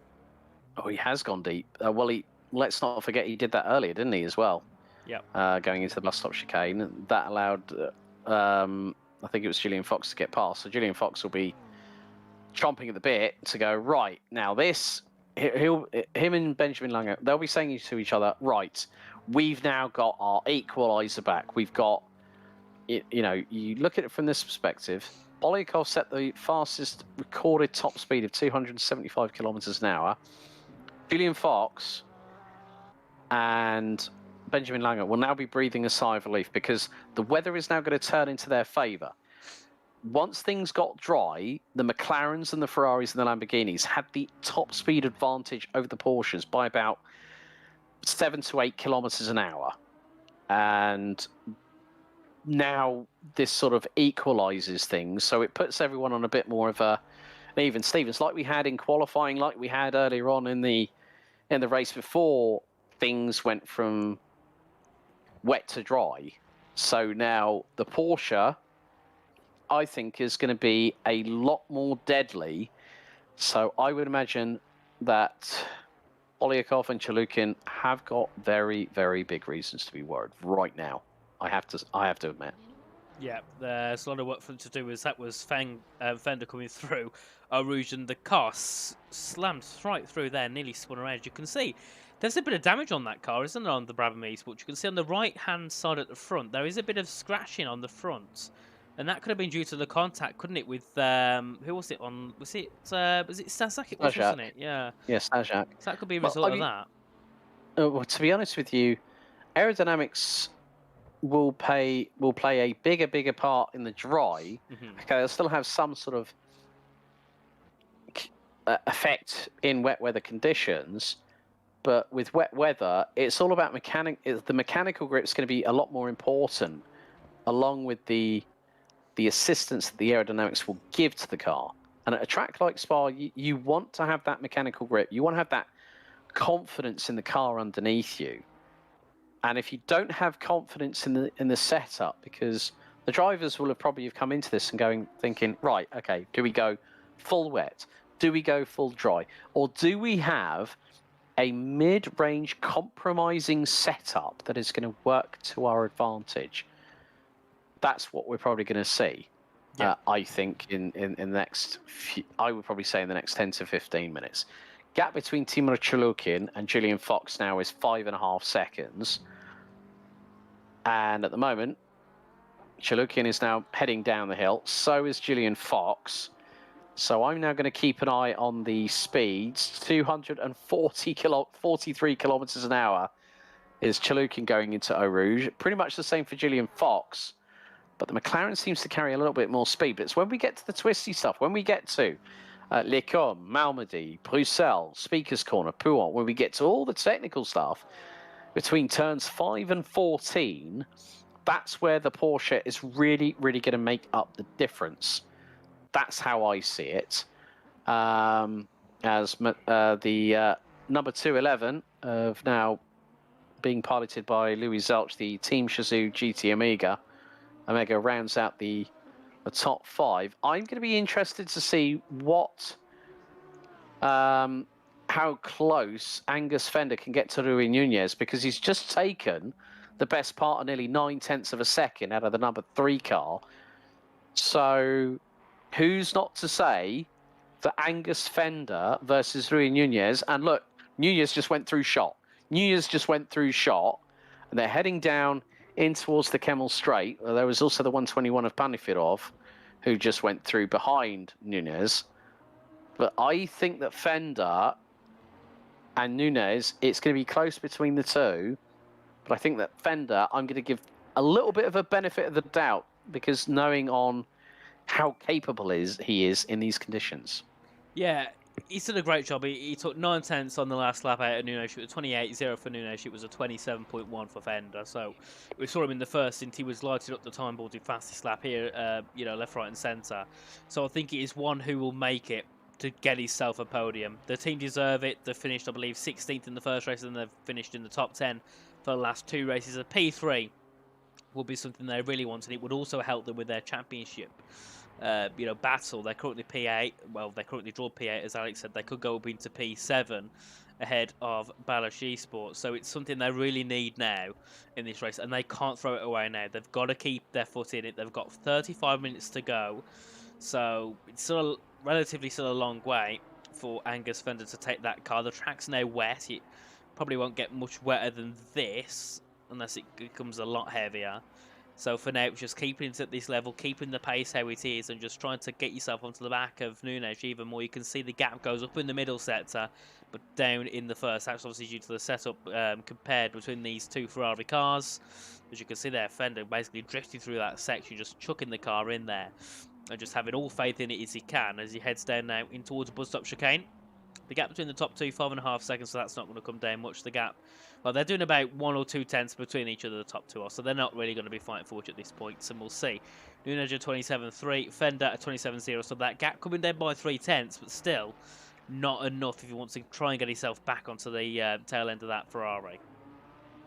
Well, if he latches onto the back of the 121, Panafidov, he'll get a slipstream, and that's going to be crucial right now because the blue flags are waved once Fender is in close proximity to the back end of the 121 Lamborghini, which is now making its way through into Radion and onto through Camel onto the Camel Straight. You know, if, let's say, for instance, Angus Fender is within a second of that car in front, he's going to really pick up some slipstream. Cody Cosford now back behind the wheel of the Ganachain Ballas Esports car. That car was completely off the track coming through the exit of Blanchimont. It's not panned out probably as well as Ganachain Ballas Esports would have wanted. But even if they don't get into the GT3 SimGrid VCO Grand Finals, if they stay in the top 5, they'll be guaranteed. If they stay either 4th or 5th in the standings, come the Silverstone finale, then they'll have a slot in the Grand Finals, but it won't be in GT3. It'll be in GT4. Of course, you can say that they may be disappointed with that, but still to be a part of that event would be nothing short of wonderful for a team to get involved with. Oh yeah, definitely. I think any team that gets a chance to take part in the Grand Finals all deserve it. And you know, if you come dead last in the Grand Finals, you still got there. It's still something that tens of hundreds of maybe even thousands of teams have tried to get to but couldn't. So any team that gets there, hats off to them. Credit to them all who work in the team, whether that's the drivers, the engineers, the team managers. They all do a great job, and obviously you can also see sometimes the difference between these teams and their, you know, the level of their establishment. Some teams, such as Team 1, it seems it's a lot more of a professional team, whereas F1 Memes Racing team, I've looked online, they're a serious team, but they're a bit more laid back. You know what I mean? They're not, bringing all this money in, which other teams are. As I believe there was an incident there. Was that Zelch or Stamenkovic? Someone had an incident down. I'm not sure where, but I did see a bit of a yellow flag pop up on my screen between either 5th or 6th. I'm starting to think that might have been Stamenkovic. As you can see now, Fender. We'll see what his gap is to Nunes on this lap. So the gap's about 5.2 seconds. Nunes at 27.0. Fender at 26.8. So still, even though the times are coming down, Fender's still bringing that gap closer and closer, but not by enough. And it's going from an 8/10 gap to a 3/10 gap, then on that lap only to a 2/10 gap. So we can't let that gap go down anymore. Otherwise, you'll be under immense pressure trying to get that podium away from Simply Race Esports car number 3. Yeah, it also depends on how the setups of the two cars respectively respond with this, with this evolution in the weather, because, it was great to see that the cars got some dry running. We saw some brilliant laps, of course, the fastest lap of the race going to F1 Memes, courtesy of I think it was Nikolai Polakov, a 2 minute 17.860. So they'll think, oh, well, we got the win, we got the fastest lap. Okay, we didn't quite get pole position, but, it's close enough. I think it's just dependent on how hard is Angus Fender. I think it's talking about with regards to Angus Fender and Rui Nunez in the battle for the final step on the virtual rostrum. There is a gap that is now 5.1 seconds. I think if Angus can just chip away, he doesn't need to take a big amount out of the number 3 every single lap. He's going to do it. Drive through. Oh, the race leaders! Oh no! Oh, this is gonna hand the 144 Tibor Chilukin with a drive-through penalty with 30 minutes on the clock. oh, you know what this means? Nunes is going to be promoted to second. Fender's going to be promoted to third. And they are going to... this is going to be the pit. This is going to be the drive-through of shame. Polyakov will be I'm sure that Chalukin will be annoyed with himself. Polyakov will be like saying, what on earth did I say? You know, there will be... the thing is that conversations between teammates can be heated, especially if you are sharing a car. Yep. You both have the same amount of onus to keep the car in between the track limits. If you... that's the thing. We've had... and Mazzola's got a track limit penalty as well. He's got a drive-through as well. And Zelch! Zelch as well. Oh, it's all... it's all kicking off, isn't it, now? It's like you. It's like the old saying goes: you get a penalty, you get a penalty, you get a penalty. You're slapped with a drive-through. But then the thing is, these drivers have been battling torrential conditions. Lewis Zelch straight away into the pit lane. Chalukin is currently going through Puan. Mazzola is just about to hit the bus stop chicane. Oh, what a shame this has been. You know what? The thing is, Spa is one of those tracks you really need to be on pinpoint precision with. Oh yes, you really do. And my heart goes out to Timur Chalukin and Nikolai Polyakov because they have done all the hard work, and it's just been through one moment, one lapse of concentration. Because on their heads-up displays on ACC, they would have said, "Yeah, you've had 3 track cuts," and they know that as soon as we hit that 4th, bang, drive-through penalty, slam dunk. I've seen some of the very, very best in sim racing on ACC come a cropper because of track limits. And this is how hard these teams are pushing, folks. This is what it means to be a part of the SimGrid VCO Grand Finals. They are so focused on one goal. And Chalukin has straight away served that drive-through penalty. But now that is going to promote that's going to promote Julian Fox to the race lead. Third, Rui Nunez is just on his way through into Blanchimont. Angus Fender is now ahead of Daniel Panifirov and is also making his way through to Blanchimont. The gap is just over 5 seconds between the two, which, folks, if they get through, there's Stamenkovic. Nunez is now coming through as Chalukin is still heading down the very, very lengthy pit lane at 49 kilometers an hour. Pit lane speed limit is 50 kph, and with 27 minutes to go, the apple cart has been upset once again. It's been shaken around like a sand timer, Nathan. Yep, and you can see now Nunes will come past in about 3 seconds' time. There he is, and then about 5 seconds back, we'll see Fender also make a pass through. As we go down, you can see now it's Chalukin back on the throttle. Fender up Rouge ready on, puts himself back into, well, puts himself now into a P3 spot. So, Alex, you was right. Not in the way you thought, but he still took a P3 so far for Brabham. The thing is, you've got to take you've got to take the advantage of any kind of situation. Yeah. No matter how it presents itself, it can be down to the smallest moment. A small drama for one team causes a major problem. And the only thing that I'm thinking now is that with the fact that Julian Fox, this is going to be the second win for Team 1 FF, and that'll be a maximum score of 88 points for the second time this season.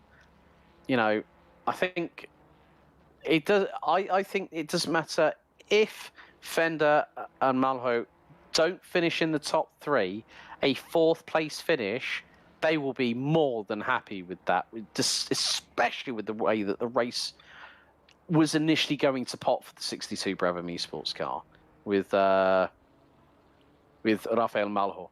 But Angus Fender has taken the baton and has run with it and has gone, okay, It's not been an easy one for Raphael. Let's see if I can do what I can for... It's about the team game.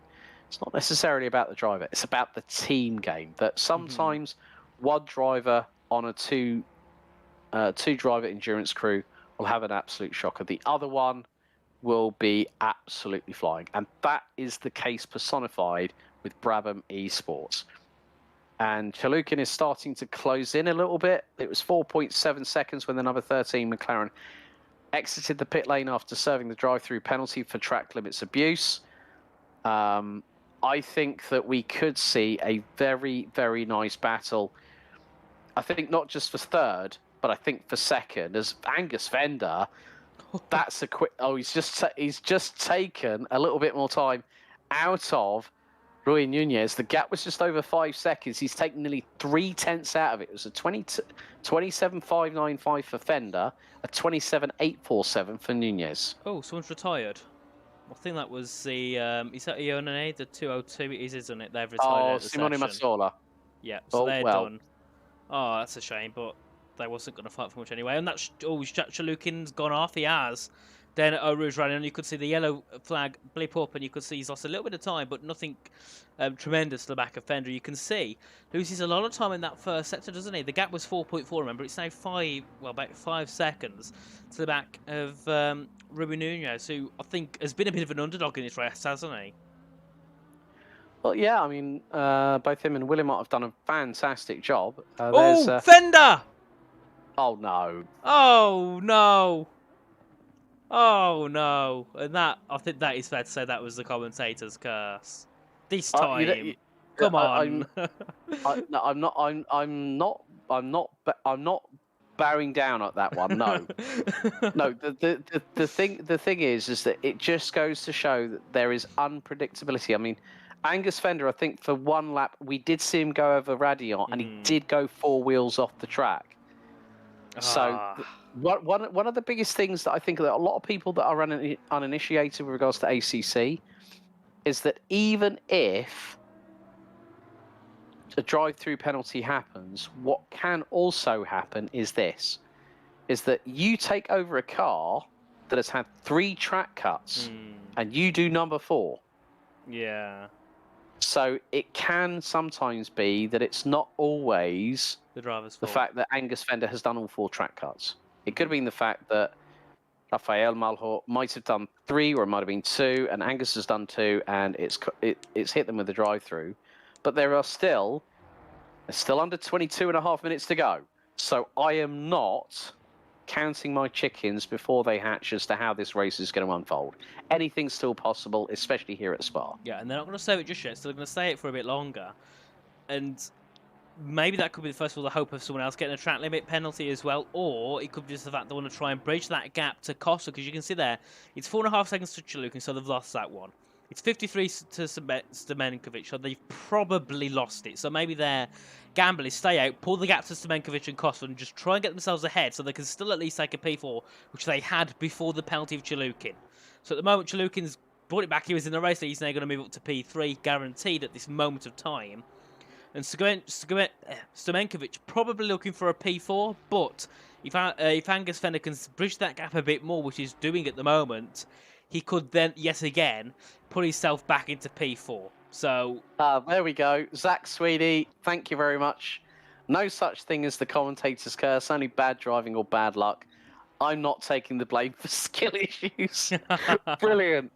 Brilliant. Someone who's on my page of thinking. But all I'm going to say now is that Chalukin, after serving that drive-through penalty, he had at least 2. I think I saw him off twice. I think we saw him at least off once. Oh, no. But no. The thing is that Chalukin has had a bit of a shocker because he's had a couple of moments. So what Angus Fender is doing, for those wondering, drive-through penalties, you have 3 laps to serve them. Angus Fender will stay out for the absolute maximum amount of time. That is how a racing driver thinks. Some people will decide, right, well, I've got that drive-through, I'm a couple of corners away from the pit lane, I'll serve it now. But then there'll be others that will go, right, we've got 3 laps. I'm gonna push as hard as I can to get away. Now, the thing is, Stamenkovic is, what, that's about 56 seconds behind Angus Fender, I think? No. Well, Fender is 5.4 seconds ahead of Chalukin.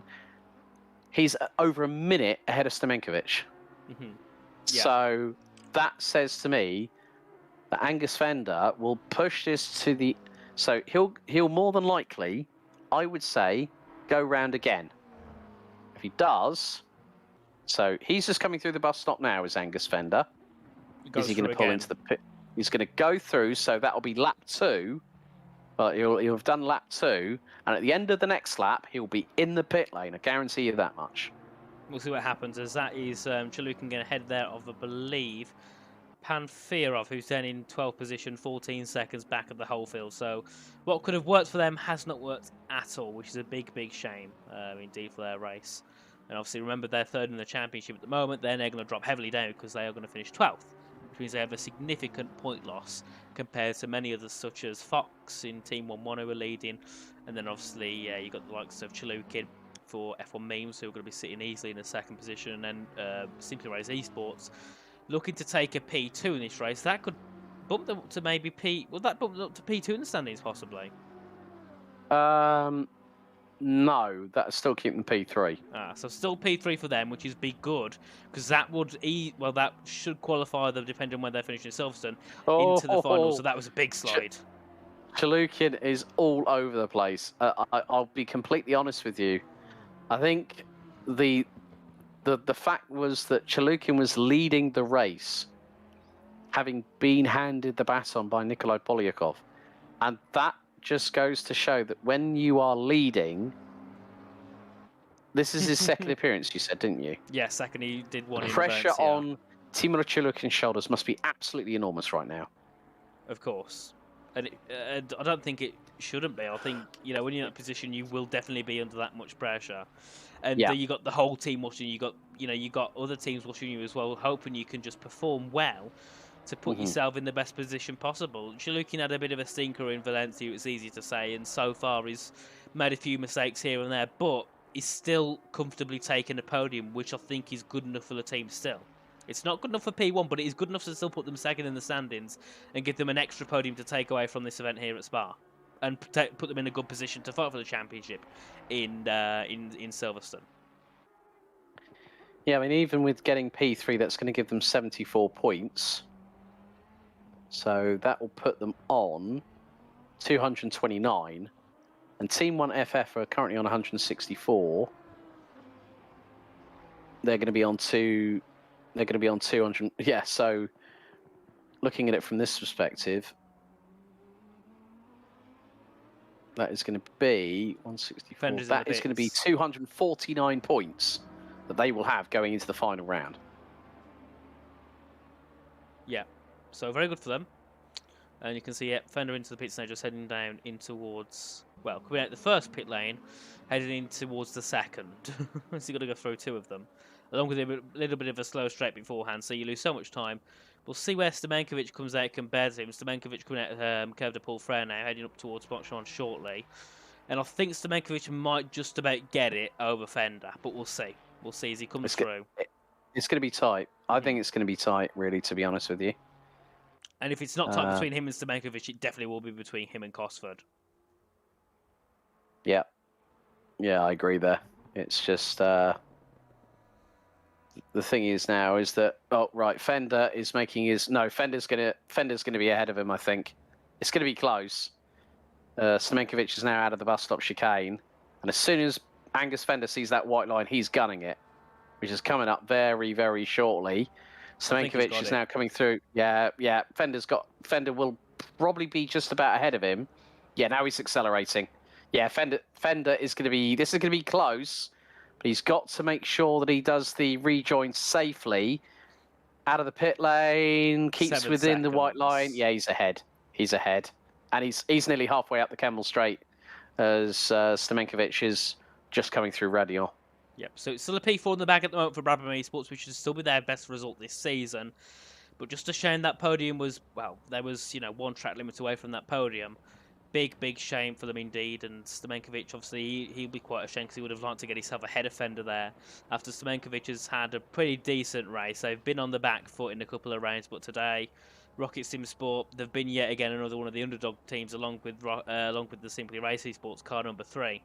And they're putting themselves in a good position. And another part could be the fact that Lamborghini is really terrible around here, because if you look, 7th, 8th, 9th, 10th and 12th are all Lamborghinis, and you can see 2nd, 4th, 5th and 11th are all Ferraris. The Ferrari seems like a good, it seems like a good car. And another thing to mention is sometimes it's not just about the car, it's about the driver, because you can see the Lamborghini and the Ferrari are the most popular car, 5 Lamborghinis, 4 Ferraris. The top 3 is a Porsche, that there's only 2 on the grid. Second is a Ferrari, there's 4. And third is a McLaren, there's 1. So sometimes it's about the driver, not the car. As it's evident. Yeah, sometimes it can be about the machinery that's underneath you, but sometimes it's always about the person behind the wheel that is doing the hard graft, They're having to deal with minute corrections, whether it be throttle, brake manipulation, steering inputs, downshifts, upshifts. And especially in wet weather conditions, you're going to be upshifting a little bit sooner than you would do normally. You're not potentially going to be going up the gears full on red line, because sometimes if you're in the lower gears, you're coming out of a slower corner, you put the power down and you shift up. If you are... What have you just noticed? Cosford there went a little bit wide. I believe it was Cosford, or someone anyway. Yeah, Zach Sweeney saying that Alex doing maths is the last thing I'll trust. Well, I've actually got a pen and a bit of paper in front of me, Zach, so don't worry. Well, I'll trust him more. I'll trust him more than me. Zach, if you're still here, don't worry. I don't think any of us will say what you said at the end of the last stream 2 weeks ago. I'm not going to repeat what he said, but he said something by accident. He mixed his letters up.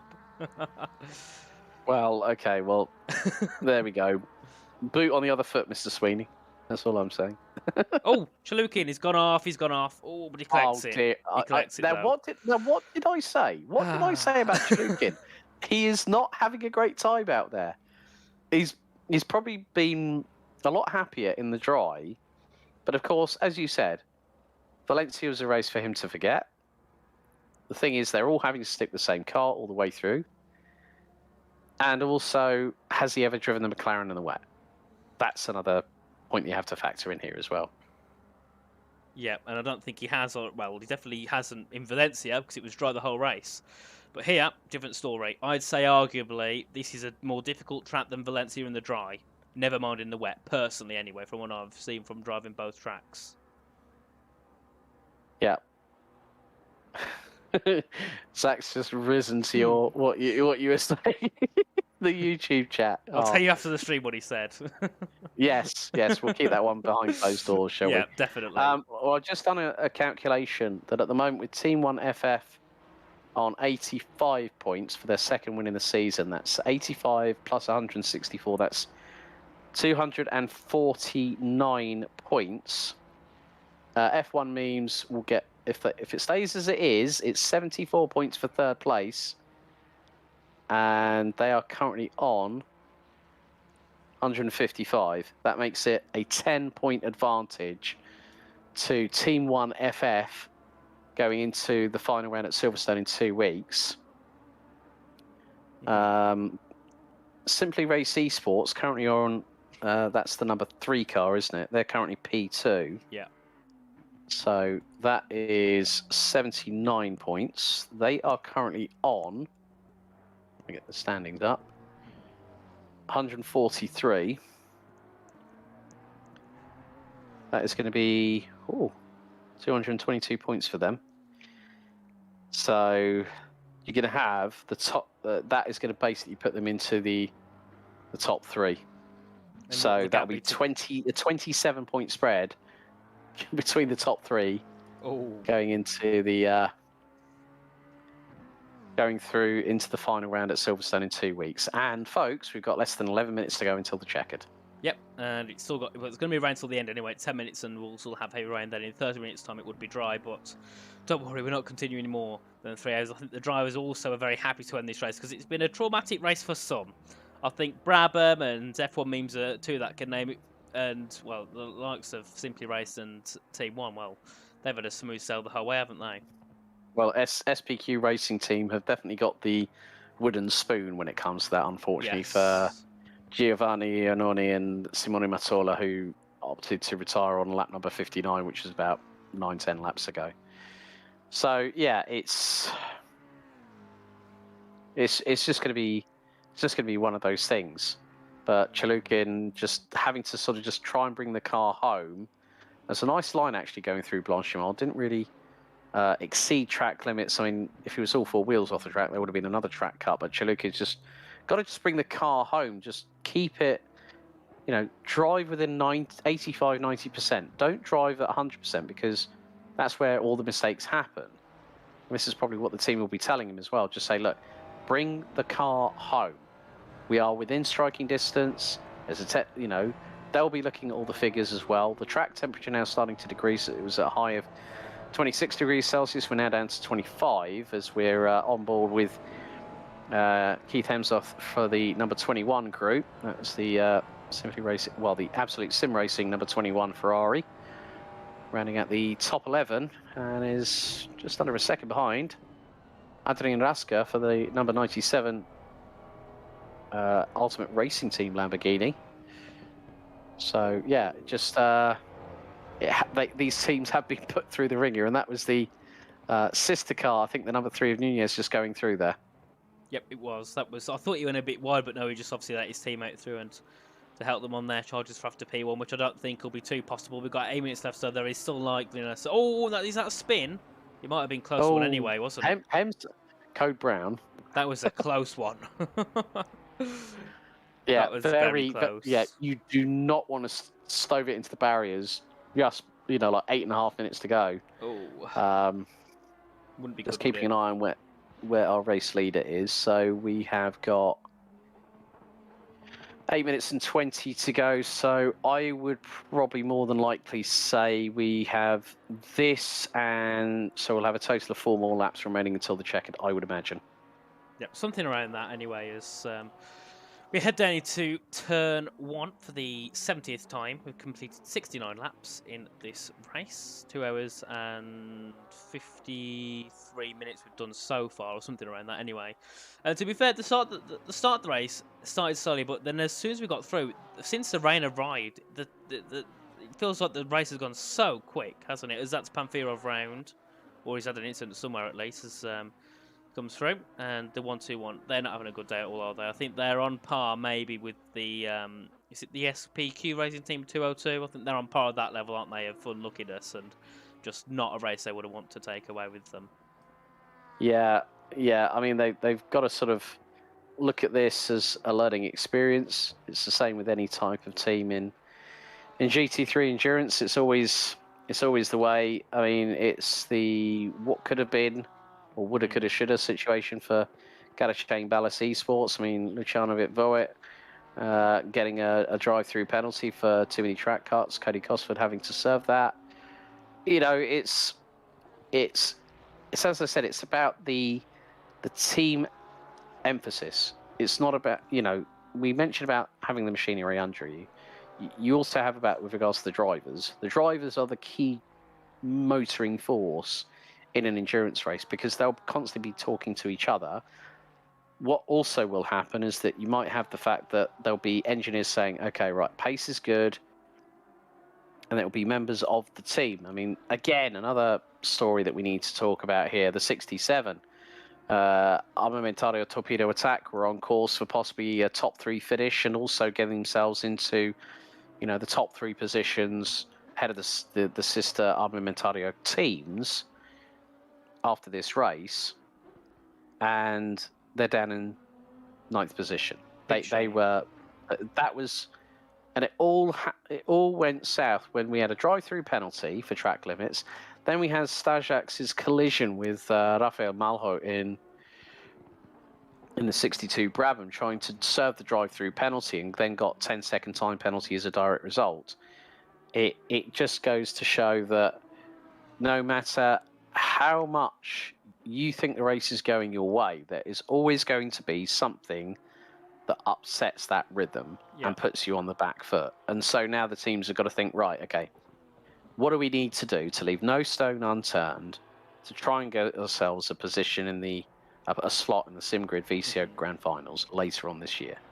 Because the 3 teams at this moment are the teams in first, second, and third, who won't be in that order provisionally come the end of this race, but they'll be covered by 27 points. Imagine if the number 3 car upsets everything in the final round and wins this. Ooh. It could happen. It could happen at Silverstone. You just don't know. 2 weeks from now will feel like an eternity for these teams.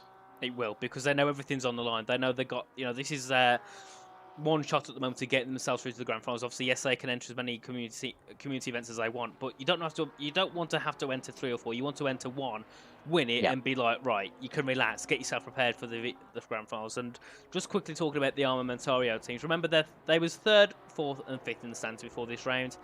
They're finishing 8th, 9th, and 12th today, which is a big shame for the whole team at Armamentario. They've got 3 cars, none of them in the top 7, and it's only a 12-car grid. Yeah. And what this has meant is that they've lost a bag full of points. Every single one of them. They have lost a bag full of points. They'll be kicking themselves about it. They'll go like, right, okay. It'll be like, I would like to be a fly on the wall in that team, dude. I'll be completely honest with you. But yeah, your heart has to go out to them, because up until this point, they have got themselves into a prime position. And when it's a short 5-round championship or a series, like we have with the endurance series here at the TSRC, you have to make sure that if you make a mistake, own up to it. Say, look, sorry guys, my bad. Learn from it. Understand what you can do as an individual to help the betterment of the team. That's the biggest point here. And if a team doesn't learn from it, drops the ball, does not qualify in the top 3, then they've only got themselves to blame for not having looked at every single permutation situation, whatever you want to call it, to get that coveted spot. But as I say that, I now notice that our race leader, Julian Fox, Kevin Hemsworth has just had a bit of a moment coming out of Curb Paul Frere. Our race leader is now on what is effectively going to be the penultimate lap of this race, lap 72 out of 73 down the Kemmel Straight, with 2 minutes and 37 still to go. Well, we said they dominated the first 3 rounds. Well, the first 2 at least, and round 3 they dropped the ball a bit. But this to date, 41-second lead. Now that is astonishing, and that is pure domination.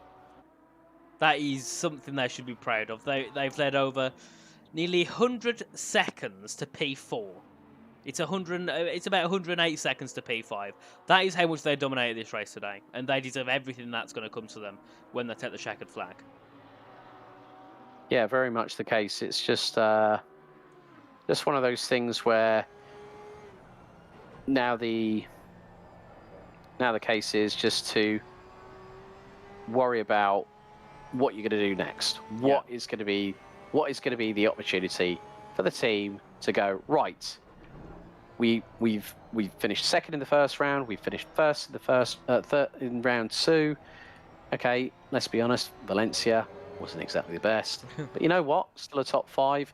Now, Team 1 FF will go into the final round in 2 weeks' time with an absolute bag full of confidence. They'll know, right, okay, if we're 10 points ahead, we win this thing. Or we've got to finish here, there, and everywhere. Julian Fox, Benjamin Langer, they have done an absolutely fantastic job. And what's more, folks, coming up to the last 65 seconds, 1 more lap after this. And you know what? They have 100% deserved this. I mean, it was a shame for number 13 F1 memes, but Julian Fox takes us on to the final race lap of round 4 of the Sim Racing Collective 500 Endurance Series here at Spa-Francorchamps. And what it could have been, though, for the F1 Memes team. I think between those two teams, it would have been a great last few lap battle because you could see the gap was about 6 seconds, and slowly, Chalukin was, bridging that gap to Fox. It was coming lower and lower, so it could have been a final lap battle. But I think, it's like a Max Verstappen effort from these two here at Team 1 today. They have done perfectly. They've messed up hardly anything at all. They might have made a mistake here and there, but realistically, they've done nothing wrong. Every other team, I'd say, apart from possibly team, car number 3, I think they've also done an impeccable job of making no mistakes. They've not been on the pace of Team 1 at all, but no one's been on the pace of Team 1 apart from F1 Memes. So they're the only ones at the moment who've been on the pace of this team throughout this championship, apart from in Valencia, where obviously they take that drop result. So for them anyway, that round does not even count. So yeah, all I'm gonna say is well done. That is really a good job from them today. And going into Silverstone, they deserve another victory. I think they'll prove it again and again and again. Yeah, I think the weather has really, really played into the hands of Julian Fox and Benjamin Lange. That's all I can say. The Porsche has a slight top speed differential. Disadvantage is more the word I would actually use, to the tune of 8 to 10 kilometers an hour down the straights. But when the wet weather comes along, you cannot deny the absolute pinpoint precision that a weapon from Weissach provides, like the 992 GT3R. Julian Fox and Benjamin Lange, like you said, have been dominant, but they've had things work in their favour. The number 13 of F1 Memes, they had the race lead. Chalukin dropped the ball, got a drive-through penalty, and now we're just a couple of corners away from seeing our double race winners come through into Blanchimont for the final time. Julian Fox brings us through Blanchimont. You know what, Nathan, I'm going to hand this one over to you, mate. Well, thank you. As Julian Fox comes down now into the final corner for the final time. Benjamin Lange obviously had pointed him alongside today, and they've done a perfect job. They win by over 40 seconds as they come through, and Team 1 take their second victory here at Spa at the TSRC Road to the Grand Finals. What a race by them, and they thoroughly deserve that, as Nunes will come home to take P2 40 seconds back, so we need to still wait for him to come through Curve de Paul Frey before he crosses a checkered flag. But Alex, no one can deny what Team 1 did today. No, shout out to Ruin Nunez and Grant Willimot for Simply Race Esports.